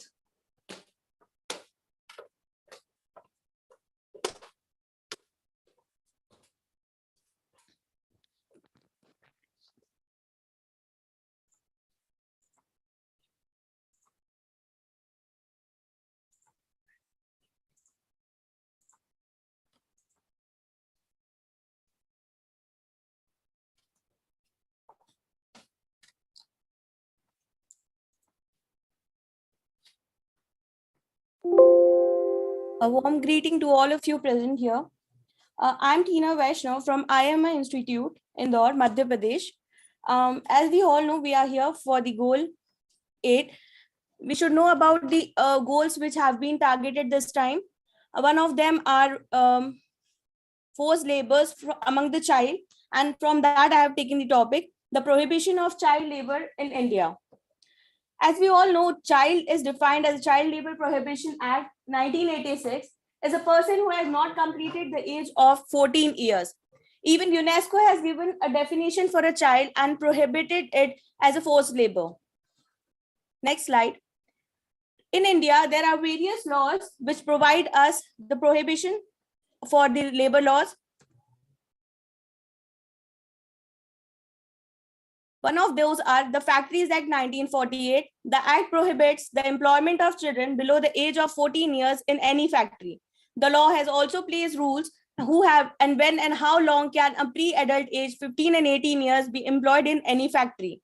The Mines Act of 1952, the act prohibits the employment of children below the 18 years of age in mining being one of the most dangerous occupation among world. The Child Labor Prohibition Act 1986, the act prohibits the employment of child below the age of 14 years and a hazardous occupation identified and listed by the law. It was further expanded in 2006 and 2008. The Juvenile Justice Care and Protection of Children Act 2000 also provides the law which is in crime punishable with prison of term for anyone to procure and employ a child in hazardous employment or in a bondage labor. This act provides punishment to those who act contravention to the previous act employing children to work. The Right of Children to Free Compulsory Education Act 2009 also provides a law which mandates free and compulsory education to all the children aged 6 to 14 years. This legislative also mandates 20% of seats to every private school must be allocated to children. Next slide tells about the constitution provisions involving the child labor in India. According to Article 21A of Constitution of India, children between the age of 6 and 14 must get the free and compulsory education, prohibition of traffic in human being and forced labor. Article 23 further tells us about the Constitution of India, which tells about being a beggar and other forms of forced labor are prohibited. Further, Article 24 of Constitution of India expresses and forbids employment at the age of 14 years. The directive principle of state policies under Article 39E of Constitution also declares that economic need to engage the occupations that are inappropriate in this age and a physical incapacity to exploit the health of strengthen the employees, men and women, and at the children of vulnerable age. Article 51A of our Indian Constitution, which is a part of fundamental duties, every individual, including the parents and guardians of the children, has a basic responsibilities to offer strict opportunities for education between 6 and 14 years. As per Article 47 of Constitution of India, the state is required to enforce and enhance the standard of living and the nutrition level for the children. Article 39F of the Constitution, India, children must be safeguarded from exploitation and abandonment that must also be given to a chance to resource and grow up in healthy way. What are the causes of child labor? Some of the major causes of child labor are poverty, previous debt, professional needs, social causes, family tradition, addiction, diseases or disability, poor compliance with the laws, and discrimination between girls and boys. Indian law has also provided various punishment, which starts from imprisonment, which should not be less than 3 months, which may extend to 1 year, and a fine of 10,000 and more than and extend to 20,000. Continuing offenses, it's punishable with not less than 6 months and extend to 2 years. Thank you.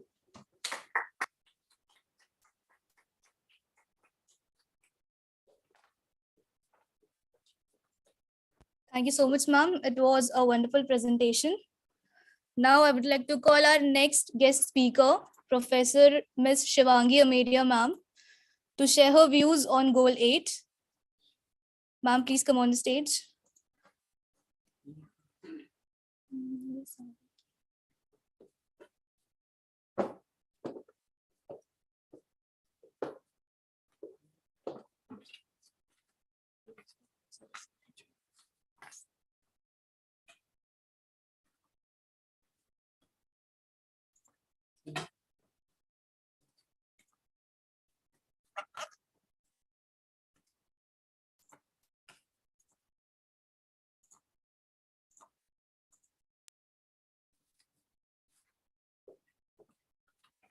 Well, a very good morning to all respected dignitaries present over here. I, Assistant Professor Shivangi Amedia, stand before you to discuss one of the most critical Sustainable Development Goal (SDGs) of United Nations, Goal 8.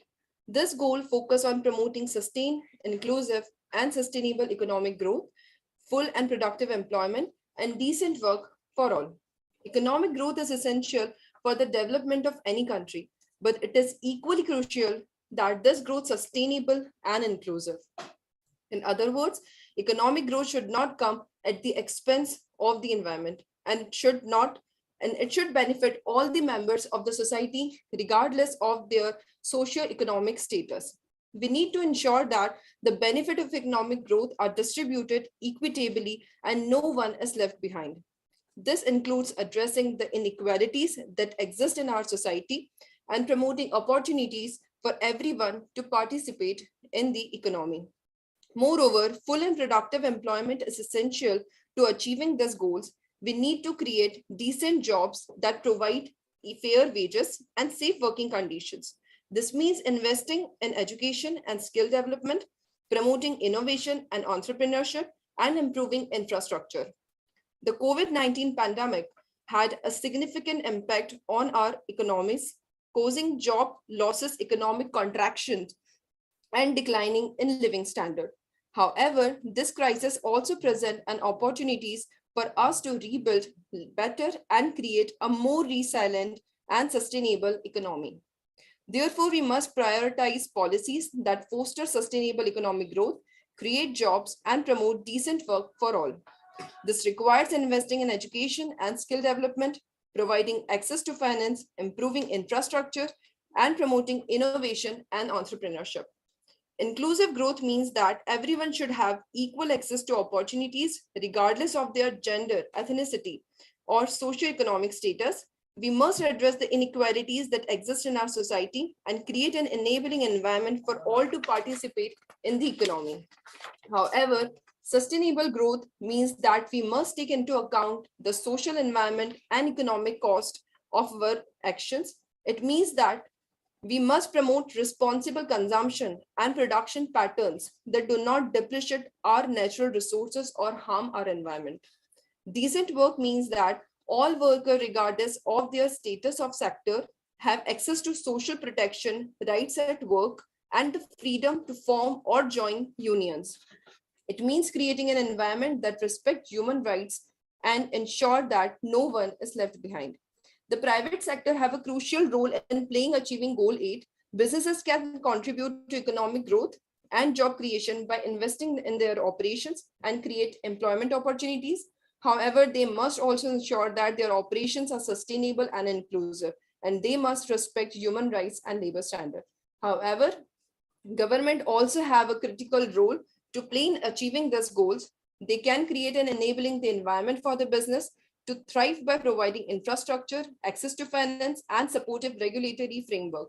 Government can also invest in education and skill development and ensure that workers have access to social protection and decent working conditions.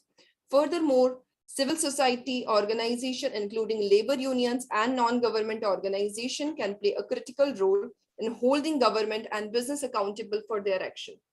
They can advocate for policies and promote sustainable and inclusive economic growth, full and productive employment, and decent work for all.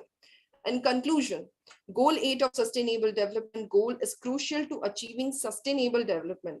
We must work together and create an economy that works for everyone and promotes sustainable, inclusive, and productive employment. So let us prioritize policies that foster economic growth, job creation, and decent work for all. By doing so, we can build a better future for ourselves and future generation. Thank you so much.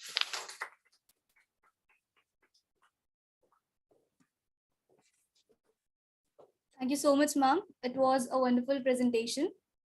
Moving ahead, today we have extremely talented and confident student speakers with us who took an initiative to share their views on this global platform, Global Peace and Sustainable Development Summit 2023.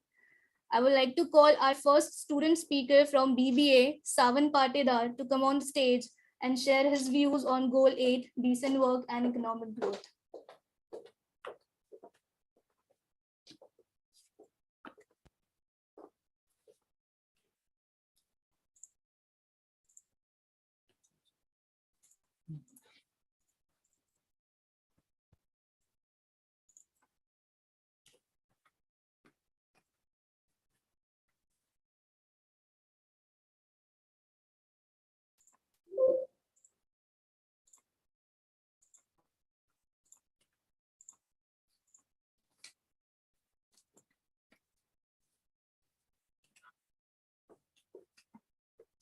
A very beautiful good morning and a warm welcome to all the Global Peace and Sustainable Development Summit 2023. I am Savan Patidar from BBA first year, studying Indore Management Institute, Indore, Madhya Pradesh, India. I would like to thank Expressions Learning Resources Private Limited and Witty Gossips for inviting me to deliver my thoughts on the international platform. It has been a great honor to be a part of this gathering and have the opportunity to engage with such a diverse and knowledgeable audience. Let's start with the presentation. About the goal. The goal Sustainable Development Goal 8 is about decent work and economic growth and is one of the 17 Sustainable Development Goals which were established in United Nations General Assembly in 2015. Everyone deserves to live in a world where working conditions are safe, inclusive, and equal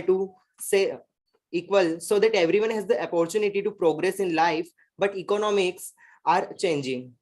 And work today is not what is what decade ago. It requires new ways of thinking to provide for everyone, and we all have a role to playing in helping the UN achieve the goal of decent work and economic growth of 2030. First, we understand the meaning of decent work. The International Labour Organization, ILO, defines decent work as productive work for women and men in conditions of freedom, equity, security, and human dignity. In general, work is considered as decent when it pays a fair income, it guarantees a secure from employment and safe working conditions.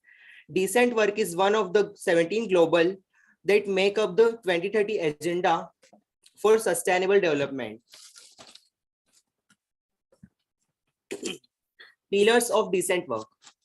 The first pillar of decent work is rights at work. The rights at work it refers to the legal entitlement that employees have in the workplace These rights are designed to protect employees from exploitation and ensure fair treatment in the workplace. They can include a wide range of protections, such as the right to be a safe working environment, the right to be a safe, free from discrimination and harassments, right to fair wages and benefits. The second goal of decent work is employment at work. Employment at work refers to the relationship between an employer and an employee to perform in exchange for compensation. Employment can take many forms, including full-time, part-time, temporary, or contract work. Employers are generally required to comply with these rights and can face legal consequences if they fail to do so. The third pillar of decent work is social protection. It refers to a change of public policies and programs designed to prevent and alleviate poverty and reduce inequality and promote social inclusion. It typically includes measures that provide income support, access to basic services such as healthcare and education, and protection against economic and social risks such as unemployment, illness, disability, old age, and natural disasters.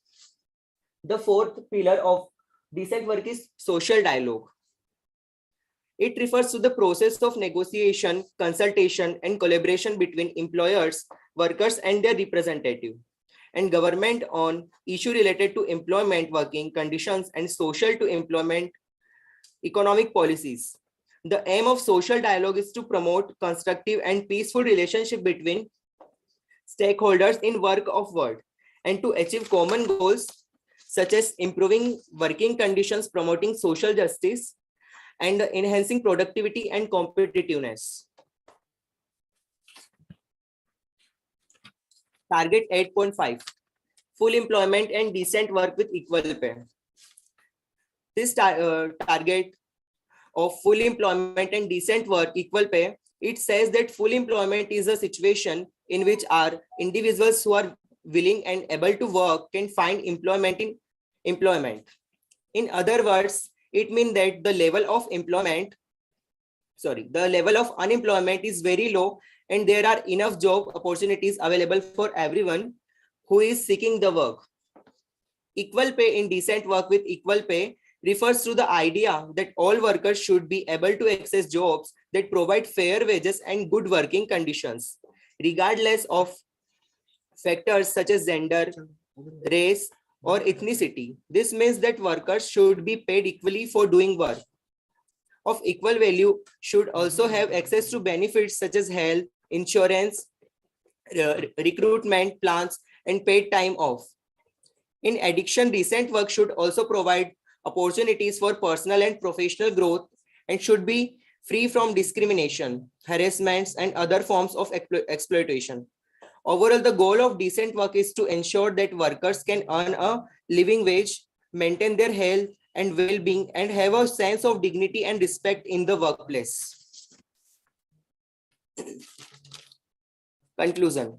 In conclusion, decent work and economic growth are closely related and mutually reinforcing concepts. Decent work provides workers with fair wages, good working conditions, and opportunities for personal and professional growth, which is turn leads to higher productivity, improved job satisfaction, and greater overall economic growth. At the same time, sustainable economic growth can create more jobs opportunities and contribute of more decent works. Government, business, and other stakeholders should therefore work together to promote policies and practices that support the both decent work and economic growth. This includes ensuring that workers have access to education and training, protecting their rights, and ensuring fair wages. Investing in infrastructure and innovation, and promoting inclusive economic growth that benefits all members of society. By prioritizing both decent work and economic growth, we can build a resilient and sustainable development economy that benefits everyone. Once again, thank you for your presence, your attention, and your engagement. I look forward to continuing this conversation with you and to exploring new ideas and perspective together. Thank you, everyone.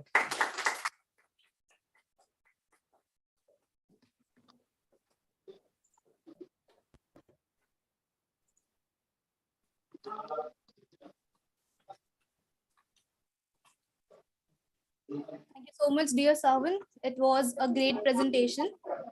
Next, I would like to call our next student speaker, Mr. Shubham Das from BBA, to come on stage and share his views on Goal 8.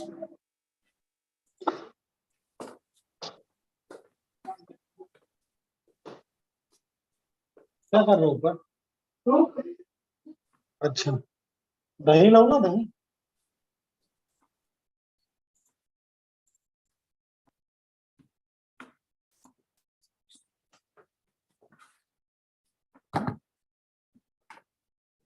A very good morning to all of you, all the members of the Global Peace and Sustainable Development 2023.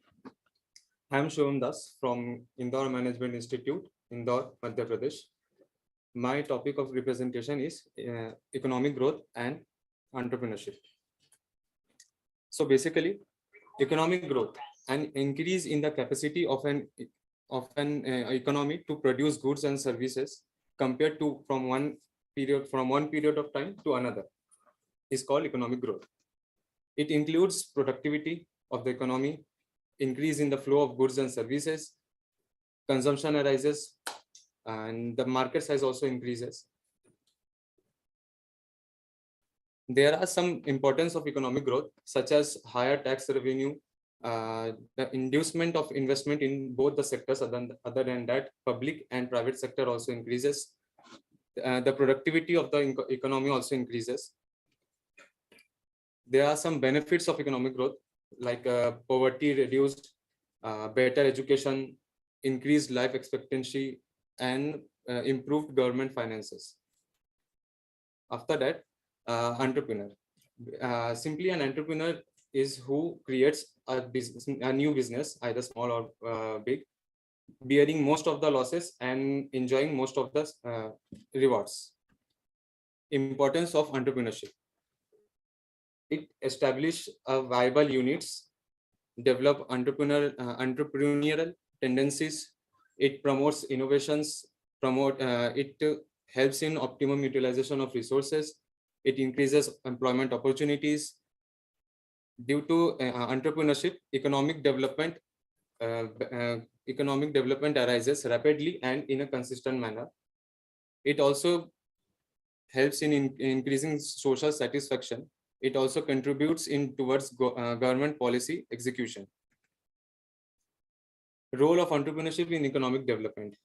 Although entrepreneurship plays a vital role in economic development, such as it promotes capital formation, it creates large scale employment opportunities, it reduces concentration of economic power, it promotes balanced regional development, increases gross national product and per capita income, promotes countries' export trade. It also helps in improvement in the standard of living, etc. Now, I would like to thank Expressions Learning Resources Private Limited and Witty Gossip for inviting me to deliver this my thought. It has been an honor to be a part of this gathering and to have the opportunity to engage with such a diverse and knowledgeable audience. Thank you so much.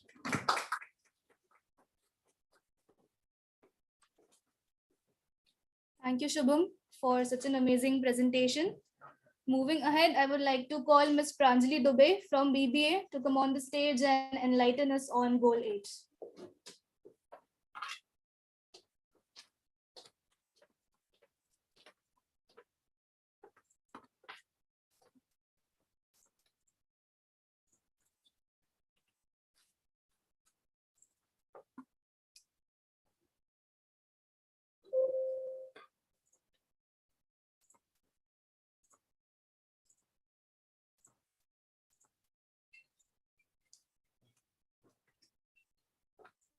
Good morning to everyone present over here. I welcome you all to the Global Peace and Sustainable Development Summit 2023. My name is Pranjali Dubey and I am from Indore Management Institute, Madhya Pradesh, India. The SDG, that is Sustainable Development Goal, is also known as Global Goals, which is developed by the United Nations in year 2015 for the universal call to action for the poverty, to protect the planet, and to ensure that by year 2030, every people will enjoy the peace and the prosperity in their life. There are total 17 goals, out of which I am here to explain my views on the goal number 8, that is decent work and economic growth. Now let us understand the meaning of the decent work and economic growth. In the words of ILO, that is International Labour Organization, it defines the productive work for women and the man in the conditions of freedom, equality, security, and the human dignity. In general, the work is considered to be decent when the equal wages are paid, whether they are man, woman, or any other person. On the other hand, economic growth means the growth of an economy of a particular region, country, or all over the world. If we work on the growth of economy in a sustainable manner, so it will help to improve the quality of life of all the people around us, and it will increase the opportunity of the employment, which will increase the economic safety in the world. So there are many targets to achieve such goals. The first target is sustainable economic growth.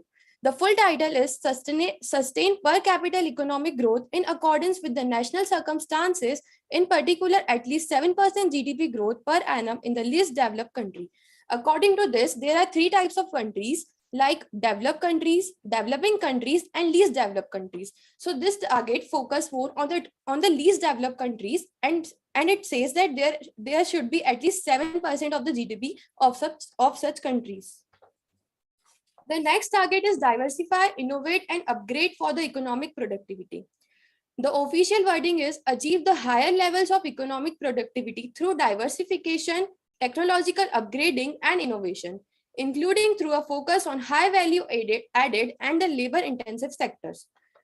As we all know that we work in a dynamic environment, so there are n number of changes taking place. Either it can be in the field of technology or the competition. So we have to upgrade ourselves also. And there are two types of work, like the capital intensive sectors and the labor intensive sectors. Like for example, China, they focus more on the capital intensive sectors because they are more high in the field of technology. And if we see in the country like India, we focus more on the labor intensive sectors. So the choice may vary according to different countries. The next target is promoting the policies to support the job creation and growing enterprises. The official wording is promote the development-oriented policies that support the productive activities, decent work creation, entrepreneurship, creativity, and innovations. There are many informal sectors like the non-farm agriculture sectors, taxi drivers, the vendors on the street. So the government has to focus on such jobs also. There are n number of policies which are working on this, like labor codes, Pradhan Mantri Shram Yogi Mandhan, microcredit scheme for the street vendors, World Bank support, Aam Aadmi Bima Yojana, Jeevan Shakti Yojana, and AMG Narega. Improve the resources efficiency in consumption and the production. The sustainable consumption and production means doing more and better with less. If we follow this principle, so we can easily achieve the sustainable development goals. We should use the resources in an efficient manner and should do the optimum utilization of such resources. As we all know, from the production to the consumption of resources, the n number of waste is generated, which is absorbed by the environment only. And when such waste go out of the capacity of the environment, so adverse effects are seen. The next target is full employment and the decent work with equal pay. Full employment is a situation when in a country, the people who are willing and able to work are getting their job. So when the government of any country want their country to move their economy towards the full employment, so they have to increase their spending as well as they have to increase the taxation. By doing this, the production will increase, and with this, the employment level will also increase. Decent work means there should be equal payment for the man, woman, and the people who are having the physical disability. As we see in the picture, the time as well as the money. So how much hours the person work, according to this, the money or the salary should be given. The next target is protect labor rights and promote safe environment condition. There are certain labor rights which should be promoted, like right against the discrimination, right of safety, right right for the safe salary, etc. And the safe environment should also be provided to the workers so they can work with more satisfaction and with the happiness. There are certain other targets also, like promote youth employment, education and training, and modern slavery, trafficking and child labor, promote beneficial and sustainable tourism, universal access to banking, insurance and financial services. As we see, if we want to achieve something, there are many obstacles in that way. So for achieving this goal, the biggest obstacle, or we can say the limitation, was the impact of COVID-19. Due to the COVID-19, there were many organizations which was get down, and this COVID-19 impact on the various sectors of economy. It includes the banking sectors, insurance sectors, and many services sectors, due to which the employment level was decreased and the GDP was found dropped by 4.2% in this period. If we all work with our full satisfaction level and with the happiness by using the optimum utilization of resources and providing all the rights to our employers, we can easily achieve the sustainable development goals. Thank you.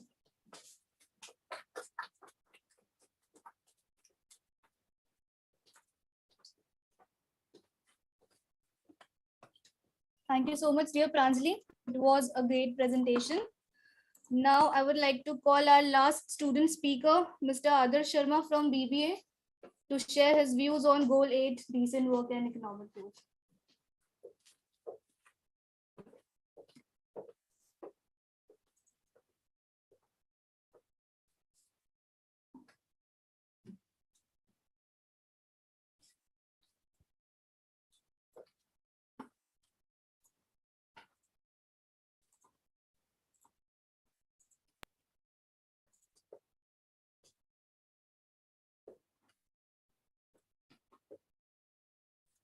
A very shiny and warm good morning to everyone present over here from the International Summit. I, Adarsh Sharma from Indore Management Institute, Indore, is present over here to present my views on decent work and economic growth. So let us start with the short and brief definition on the Sustainable Development Goals. So first of all, the Sustainable Development Goals are overall 17 goals, where we are focusing on the job creations, plant trees, and other kind of development and innovations ideas. And SDG is committing to accountability and responsibility of the necessary actions which has to be taken towards the development of all over the world. So what is decent work and economic growth? So decent work by the International Labour Organization has been clarified that the fair income and the equal opportunity growth for a person, woman or man, doesn't bias, and making the equity towards both of them and treating the well towards all women and men. Economic growth simply clarified that inflation of the today's market growth and development with the innovations, new entrepreneurship, and the job creation. Entrepreneurship helps to generate new ideas, innovation, as well as some kind of job, like working financial, economically, and develop the humankind. So facts and figure of global scenario from Wikipedia, has been presented. So about 190 million people in 2017 were corresponding unemployed person, which has been increased due to the COVID. The COVID has increased the unemployment in various sectors from all over the world. About 300 million people are employed, but not with the well job income. Around 1.90 per day US dollar has been their income, which is not sufficient for today's earning. About 470 million jobs need to absorb new tenants to labor market between 2016 to 2030. about 29% of people are facing jobless security and the job problem, where the most of them are like daily wages worker, which have been getting the jobs in some period of time, and after that they face the problem of getting job and their wages. So the target which has been focused in decent work and economic growth is at least 7% GDP growth in all over the world. Technology upgradation, which has been focused in way so that the innovations come and the entrepreneurs grow, have make some kind of job creations and other activities also. The portion of education and the employment and training has been also been increased in this goal. Full and productive employment, so that every person can get job and get the best out of him, and his ability get fully utilized by the organization or entrepreneurs.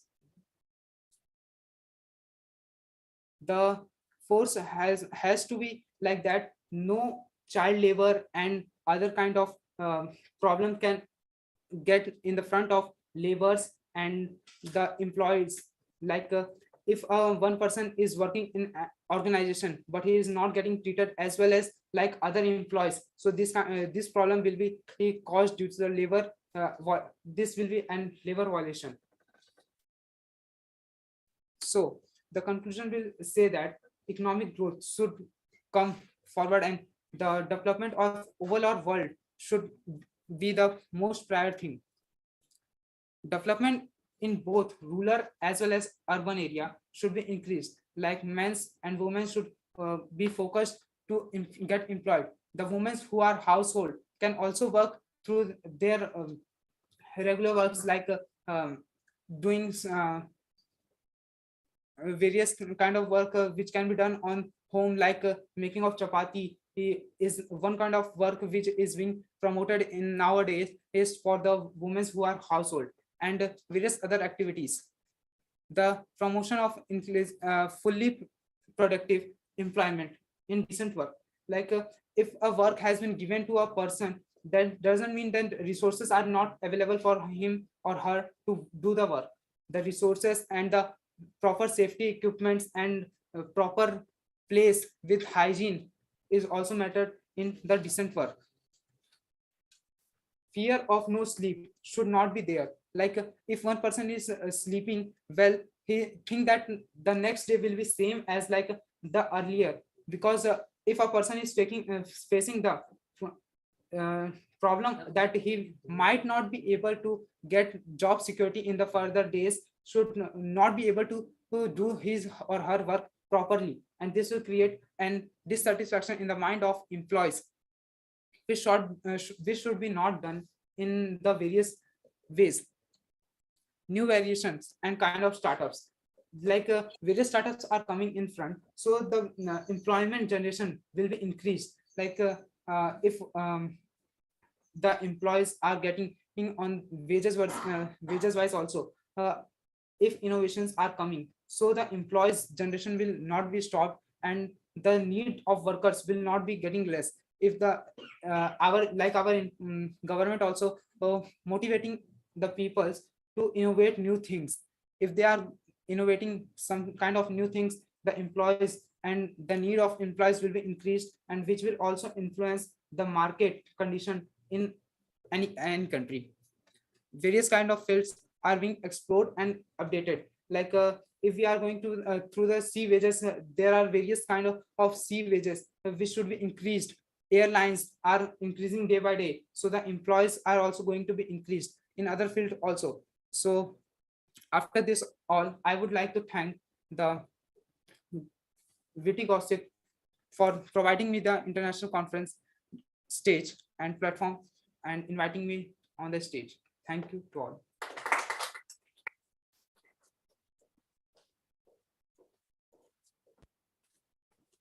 Thank you so much, Adarsh. It was a great presentation.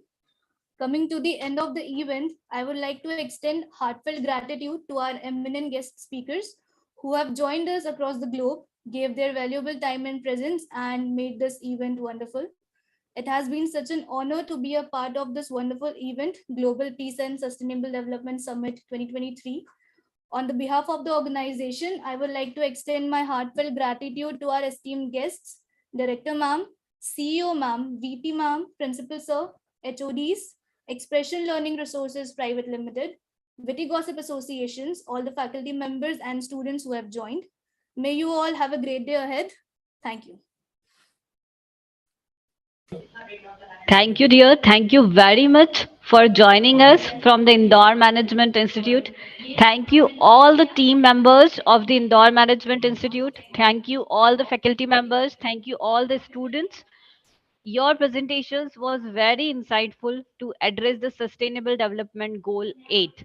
Here, now I would like to request our honorable mentor, Astara from Malaysia, to comment on the all efforts of the Indore Management Institute to address the Goal 8. Please, ma'am, the virtual stage is your, ma'am. Thank you, Dr. Supriya. Namaste, dear esteemed professional dignitaries, principals, educators, guest speakers, and participants of Indore Management Institute. I wish to also thank Dr. Parul, Shraddha, Dr. Reena Gupta, Dr. Ankur Saxena, Dr. Ankita Gupta, Dr. Nikita Pandey, and student speakers. On behalf of our Witty Gossips and Expression Learning Resources, I, as the conference mentor, would like to extend my heartfelt gratitude to all of you for taking time out of your busy schedule to share your valuable, insightful, sustainable development goal 8. Your presentation has been enlightening and inspiring and have provided us with a deeper understanding of importance of sustainable development goal 8, which is decent work and economic growth, and its impact on our planet. Your dedication and commitment to making the world a better place is truly commendable, and we are grateful for the passion and expertise that you have brought to the discussion. We have learned a great deal from your presentations and speeches, and we are eager to incorporate these ideas into our own efforts to promote sustainable development goals. Your contribution have undoubtedly helped to shape our thinking and provoke our thinking and our actions in years ahead. Once again, I thank you for joining us and for sharing your knowledge and experiences with us. We look forward to continuing our work together in pursuit to a more sustainable and equitable future for all. Thank you so much. Thank you, dear Astara, ma'am. Thank you very much. Actually, your insights matters a lot for all our faculty members and for all our student participants from the Indore Management Institute. Now, actually, I would like to request technical team, please make me co-host. Mausam sir, are you there? Please make me co-host. Yes.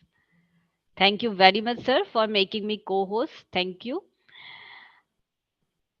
So first of all, from bottom of my heart, I am actually grateful to the whole team of Indore Management Institute and the whole faculty members of the Indore Management Institute, all the student participants. On behalf of Team Witty Gossip Association and on behalf of Team Expression Learning Resource Private Limited, we are very grateful to the team Indore Management Institute. Thank you very much. So now, moving ahead, we have another great speaker to address the SDG 8.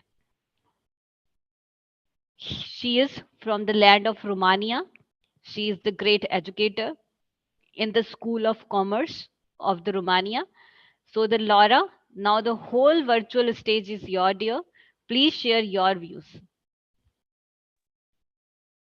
Thank you so much for the lovely introduction, Dr. Supriya. Good morning, namaste, hello everyone, greetings from Romania. I am truly honored to be here today and thank you for allowing me to be on this virtual stage and to be present at the Global Peace and Sustainable Development Summit.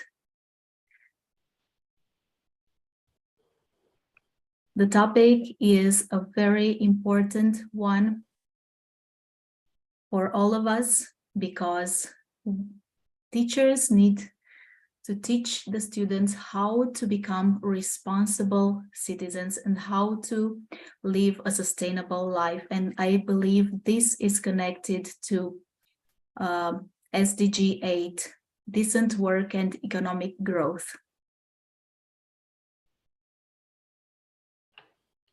Sustainable Development Goal 8, as I've said, is related to decent work and economic growth. And the concept between that sustainable development goal is that sustained and inclusive economic growth can drive progress, create decent jobs for all, and improve living standards. The goal is to promote inclusive and sustainable economic growth, employment, and decent work for all.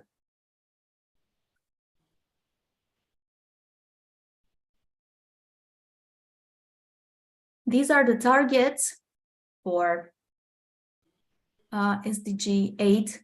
Sustainable economic growth means that governments should sustain per capita economic growth in accordance with national circumstances. By 2030, we should achieve higher levels of economic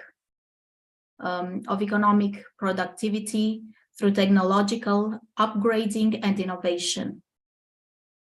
We should promote development, promote policies to support job creation and growing enterprises. We should encourage the formation of small and medium-sized enterprises, including through access to financial services. Improve resource efficiency in consumption and production. Full employment and decent work with equal pay. If people work the same, spend the same amount of time doing the same kind of work, they should be paid the same, regardless of the fact that they are men or women. So equality is also related to this SDG. Modern slavery, including child labor, should end, and we should take effective measures to eradicate forced labor. We should protect labor rights and promote safe and secure working environments for all workers. And of course, universal access to banking, insurance, and financial services. There should be programs to ensure that young people are employed or in education, because education, of course, is the key to better jobs, to better economic standards.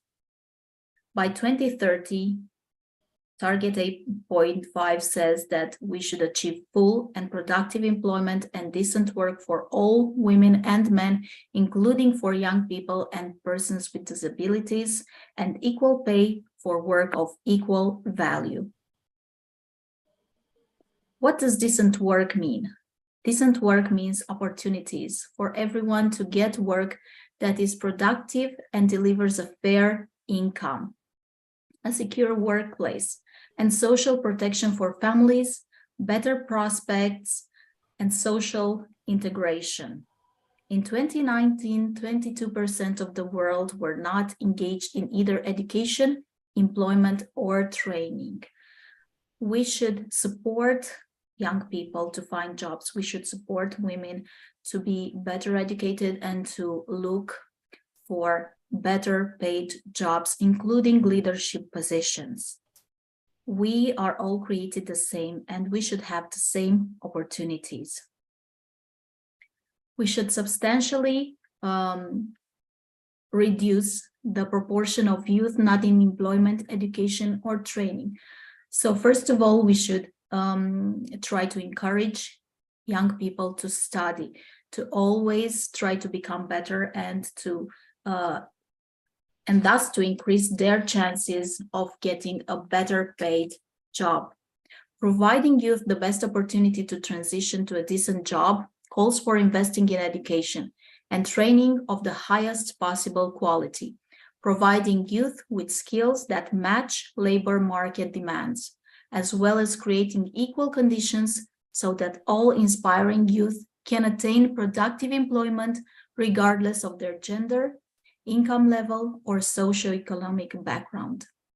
Provide students with school subjects and training courses that will allow them to adapt to different situations, help them to develop their skills and to become more resilient. Promote equal chances, creativity, innovation, and entrepreneurship.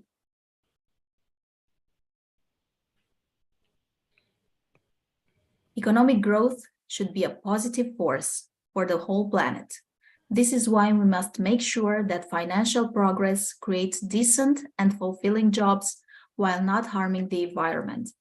We must protect labor rights and once and for all put a stop to modern slavery and child labor. If we promote job creation with expanded access to banking and financial services, we can make sure that everybody gets the benefits of entrepreneurship and innovation. So how can we make a difference in an active and effective way? Find the charity you want to support. Any donation, big or small, can make a difference. Be a conscious consumer. Check if the things you are buying or using are not hurting people or the planet in some way.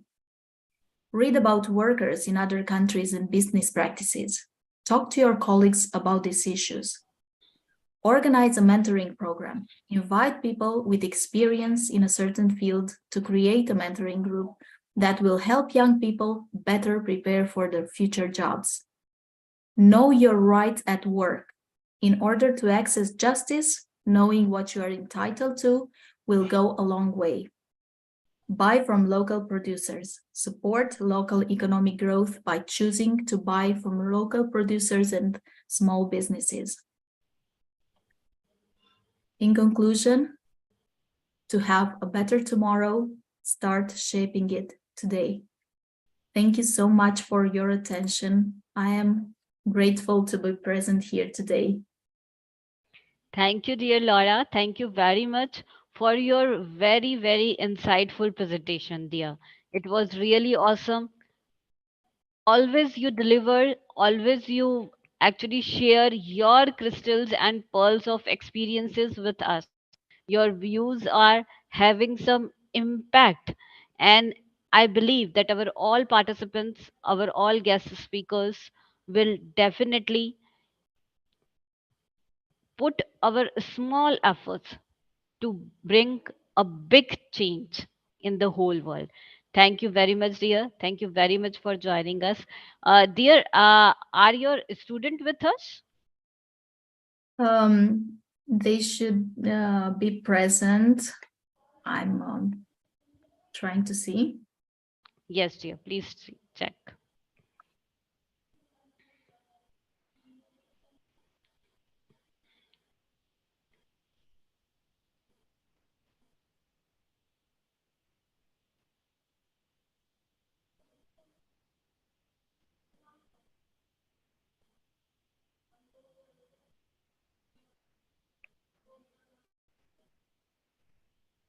My student will join in a few minutes. Actually, we are on holiday in Romania. Yes, yes, dear. Yes, I understand. But Because the Holy Week, yes, because the Holy Week is going on. That's why. But I want to congratulate all the speakers who have presented before me. The presentations were truly amazing, very creative, and very well organized, full of useful information. So congratulations, everyone. You have done an outstanding job. Remarkable presentations I've seen today. So Yes. congratulations. Simply Thank you very amazing. much, dear. Yes, thank you very much, dear Laura. Actually, we have lots of presentations from the Indore Management Institute. All the faculty members and all the students did very well to address these Sustainable Development Goal 8. That's very good. Dear, just tell me that your School of Commerce are what kind of steps taking to address the SDG 8? So we are trying with active efforts to address all SDGs through our lessons, through our activities. For example, we have yearly or monthly donation programs. We try to help those children who are less fortunate than us. Our students find different centers for poor children, and we have different activities trying to teach those children to have fun, to donate different school supplies and books to them, and try to make their lives better and their opportunities better by teaching them. We related to SDG 8, we also try to have to educate our students and to have job interviews to simulate job interviews for different jobs, to study what they could do in order to access these jobs. And we have an activity which is very interesting, and it's called Virtual Enterprises Fair. So students, because we are an economic high school, our students are organized into groups, and each group creates a virtual company. They think about what products they could bring to the market, how they could promote these products. They choose leader of the group, and they have, at the end of this activity, they have a fair. So all the companies are gathered together and they present their activity, and they try to make virtual transactions between themselves in order to learn how this works in the real world. And this is great training for them, great preparation for what they might become in the future. They analyze what a company is, how a company should develop through different activities. And this really gives them a head start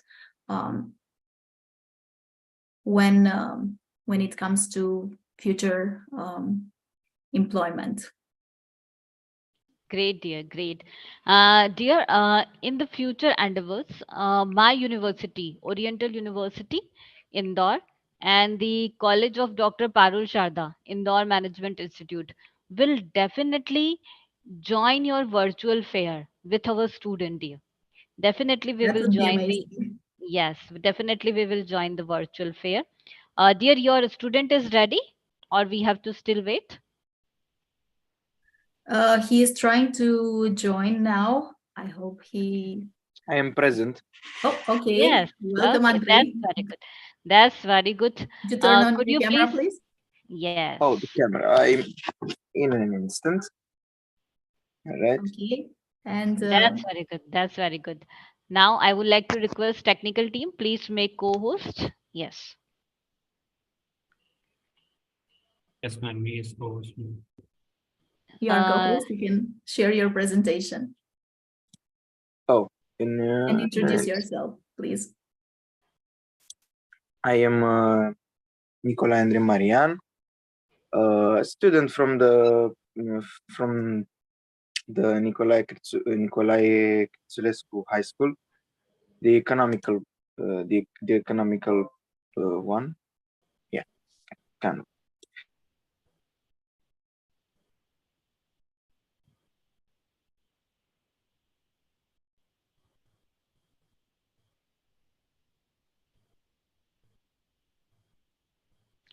I think it's a network bandwidth is very low. Yes, yes. Okay, now yes. If you have Okay, any issue, can you share your presentation? I can. Okay.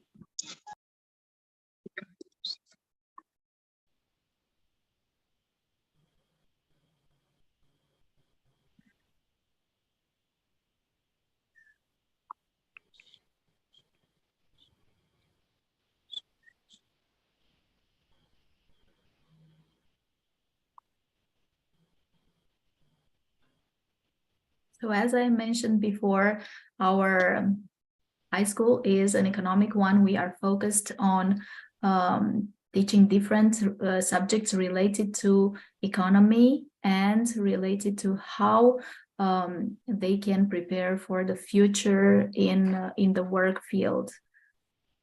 So they can become accountants, they can work in tourism, they can work in different fields related to finances. dear Nicole, if you have any issue to share the screen, to share your presentation, you can email me. Yeah, I think I got it. All right, just a second to share my screen. Okay. It's early morning in Romania. Yes, Cultural. yes, I understand. No worries.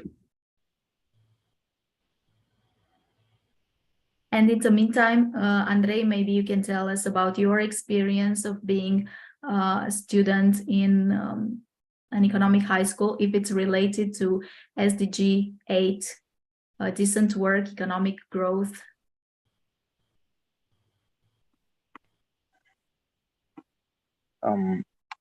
Yeah, being in an instant. Wait, God.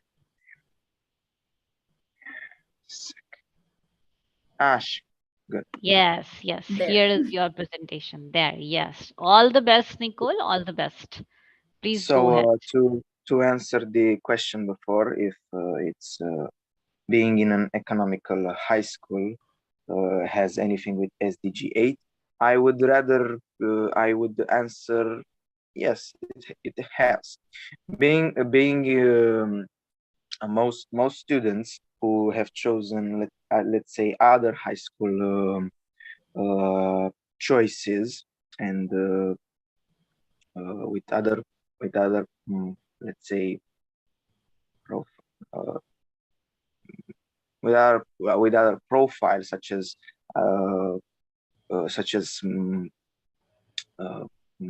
no.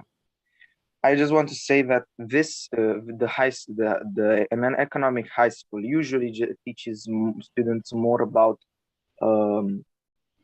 how to engage, not how to engage themselves, how to get successful after school, because the economics are a matter that will never disappear, that will mostly never disappear.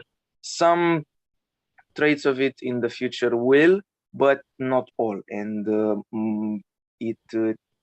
and all students must, and I think all young people to even adults should know how to make a business, or how to, or have a little bit of a little bit of knowledge, and even more knowledge about how the markets and how the market works, why the prices are high, how can they contribute to do it better, and yeah, basically I see being in an economical high school a bit of an advantage on this matter. On other matter, not. Okay, I talked too much.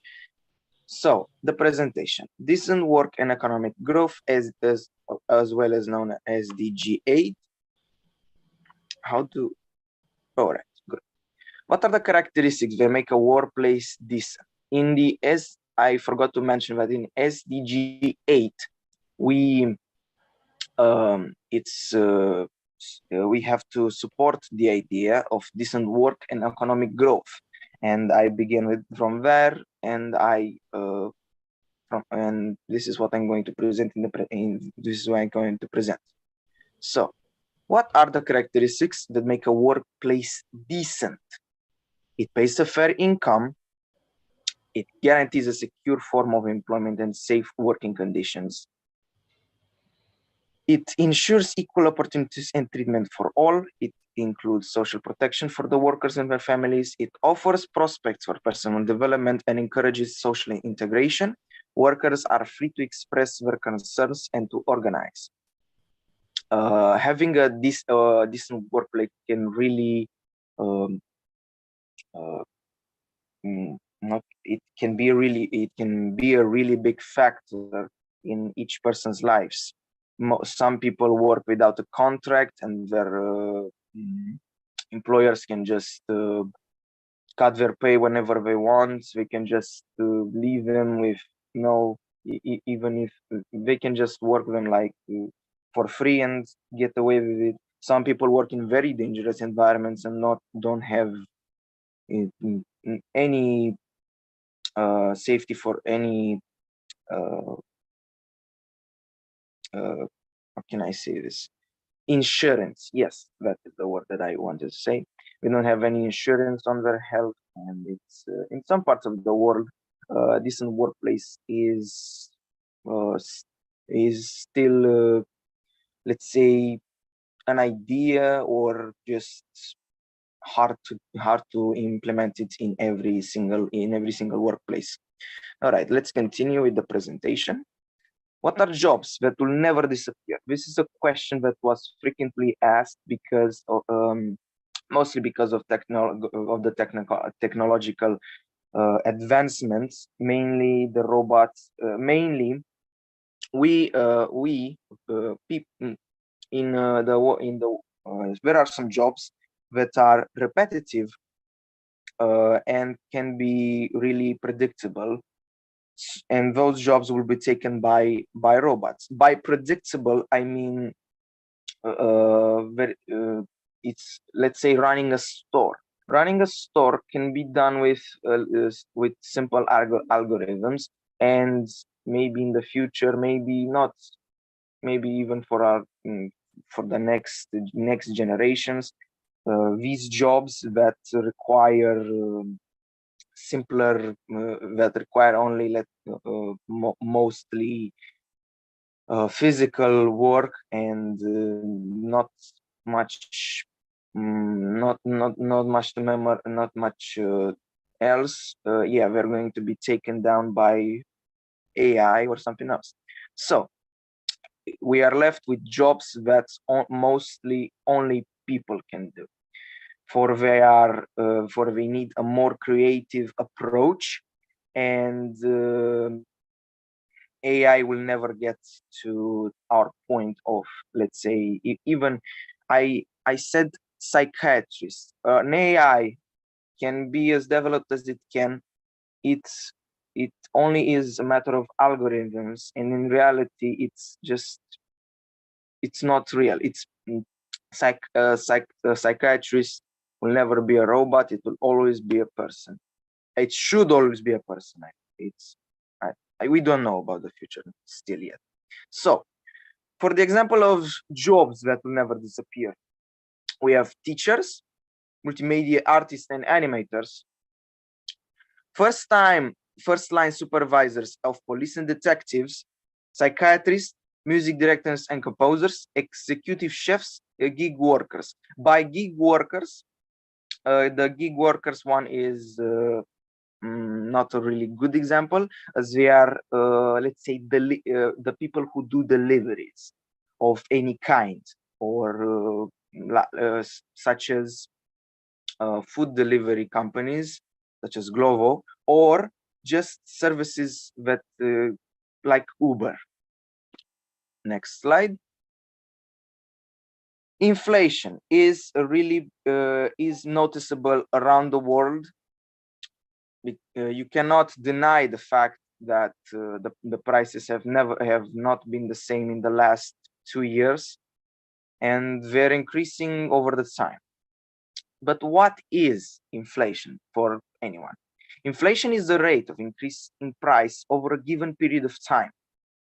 It's typically a broad measure, such as the overall increase in prices or the increase in cost of the living increase in the cost of living in a country. This is the, let's say, more simpler approach on it. It's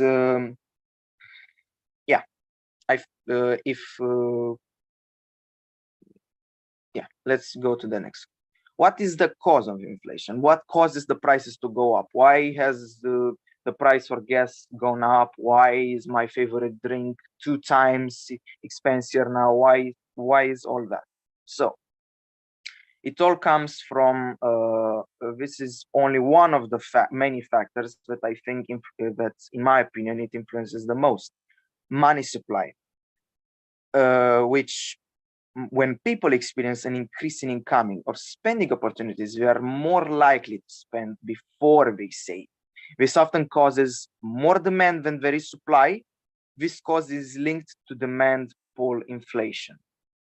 To put it more simply, nothing comes to.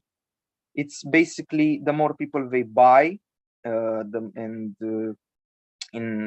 excess or something they don't really need, the more the demand, the more the bigger the price, and so on and so forth. Yeah. What can be done in order to prevent inflation? This is mostly inflation will be prevented by governments or economical institutes, but I wanted to know what we people can do to prevent inflation, as it is affecting us. It is affecting the average people mostly. By average, I mean people that are not in any let's say, one thing that comes into mind, people that have a really high net worth, or usually have high paying jobs, but even they can feel overwhelmed by the rising prices. So what can be done in order to prevent inflation? Promote work, savings and investment. Increased labor supply, capital supply, productivity, and personal savings can help to reduce inflationary pressures. This is one for what we ourselves can do. And the next is not much, but it's all we can do in this matter. Mostly governments will have to make it happen. Actually, we actually play a really big part in this. I should not say only the governments can. No, it's false. We have way more. What can I say? We can always bring our contribution. Yes, exactly. So contradictory monetary policy is now a more popular method of controlling inflation. The goal of contradictory policy is to reduce the money supply within the economy by increasing interest rates. This helps slow economic growth by making credit more expensive, which reduces consumer and business spending. This is not so likable strategy, but one that can work on this matter. What can we do to improve the economy? I try to to speak louder on we, because I wanted to say, I forgot to add, we as students, we as anyone, basically, but mostly we as students.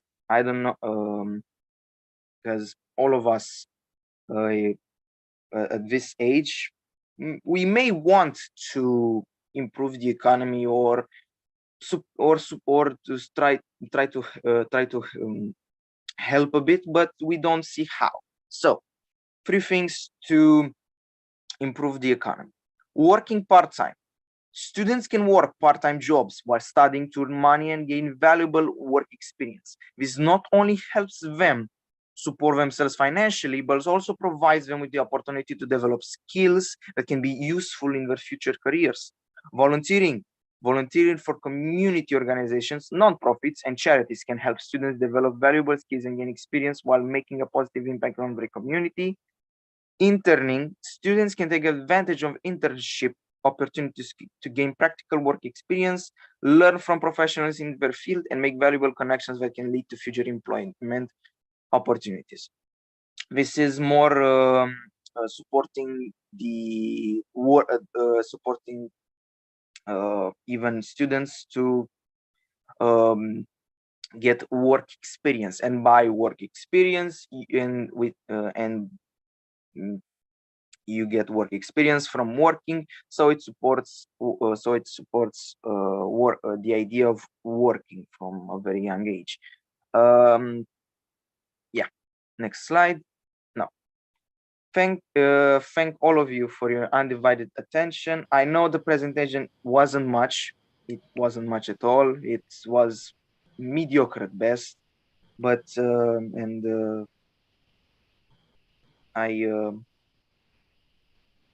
I thank you all for your attention.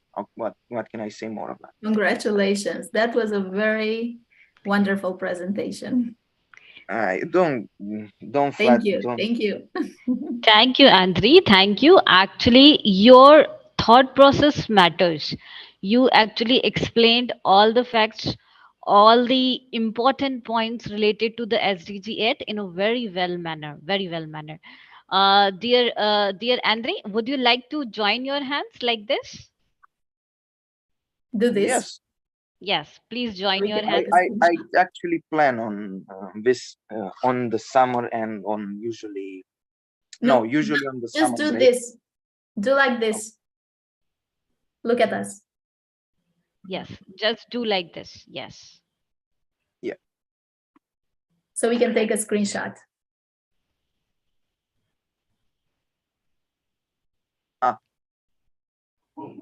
Punem mo nila siya. Kalaro gachun. Yes. No, like this. Asha? Yes. Perfect. Perfect. Perfect. Thank you. Thank you very much. Thank you. The most wonderful pick of the day. Thank you, dear. Thank you. Yes, Andre, your presentation was very good. And here from bottom of my heart, I say thank you, dear Laura, to introduce your student in this global platform. Thank you very much. Andre, please follow our page of Witty Gossip and our page of Expression Learning Resource Private Limited. Okay, and please write a review about your experience to join in the Global Peace and Sustainable Development Summit. Thank you very much. Thank you. I will do so. I will do so. Thank you. Thank you. No problem. So, yes, dear participants, dear patience listeners, it's the time to say goodbye. Thank you very much, Indore Management Institute, once again for the great association, for the great collaboration. Thank you, my dear friend Laura from the land of Romania. Thank you, dear Estara, for joining us from the land of Malaysia. Thank you, dear Christiana, for joining us from the land of Croatia. So thank you each and everyone, because just because of our joint endeavor, just because of our joint efforts, today we have successfully accomplished the goal 8, SDG 8. So thank you very much. Thank you. Thank you. Thank you, dear. Thank you. Thank you. Okay. Yes. Thank you very much.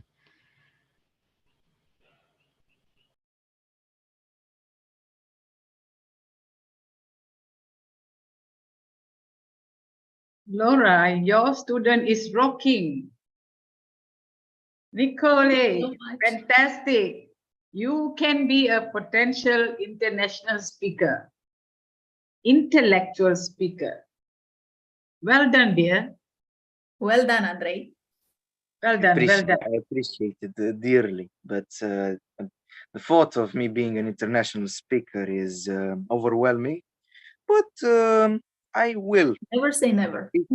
If people, if you are the second person to tell me that, so if two people tell me that I may have a chance, why not? It's a lot. It's a lot. There's millions of students out there. You have to thank Laura for bringing you in, and of course the courage you had to join this conference. If I don't think, if I'm at your age and if I'm offered a chance with my exposure, I wouldn't have been so courageous.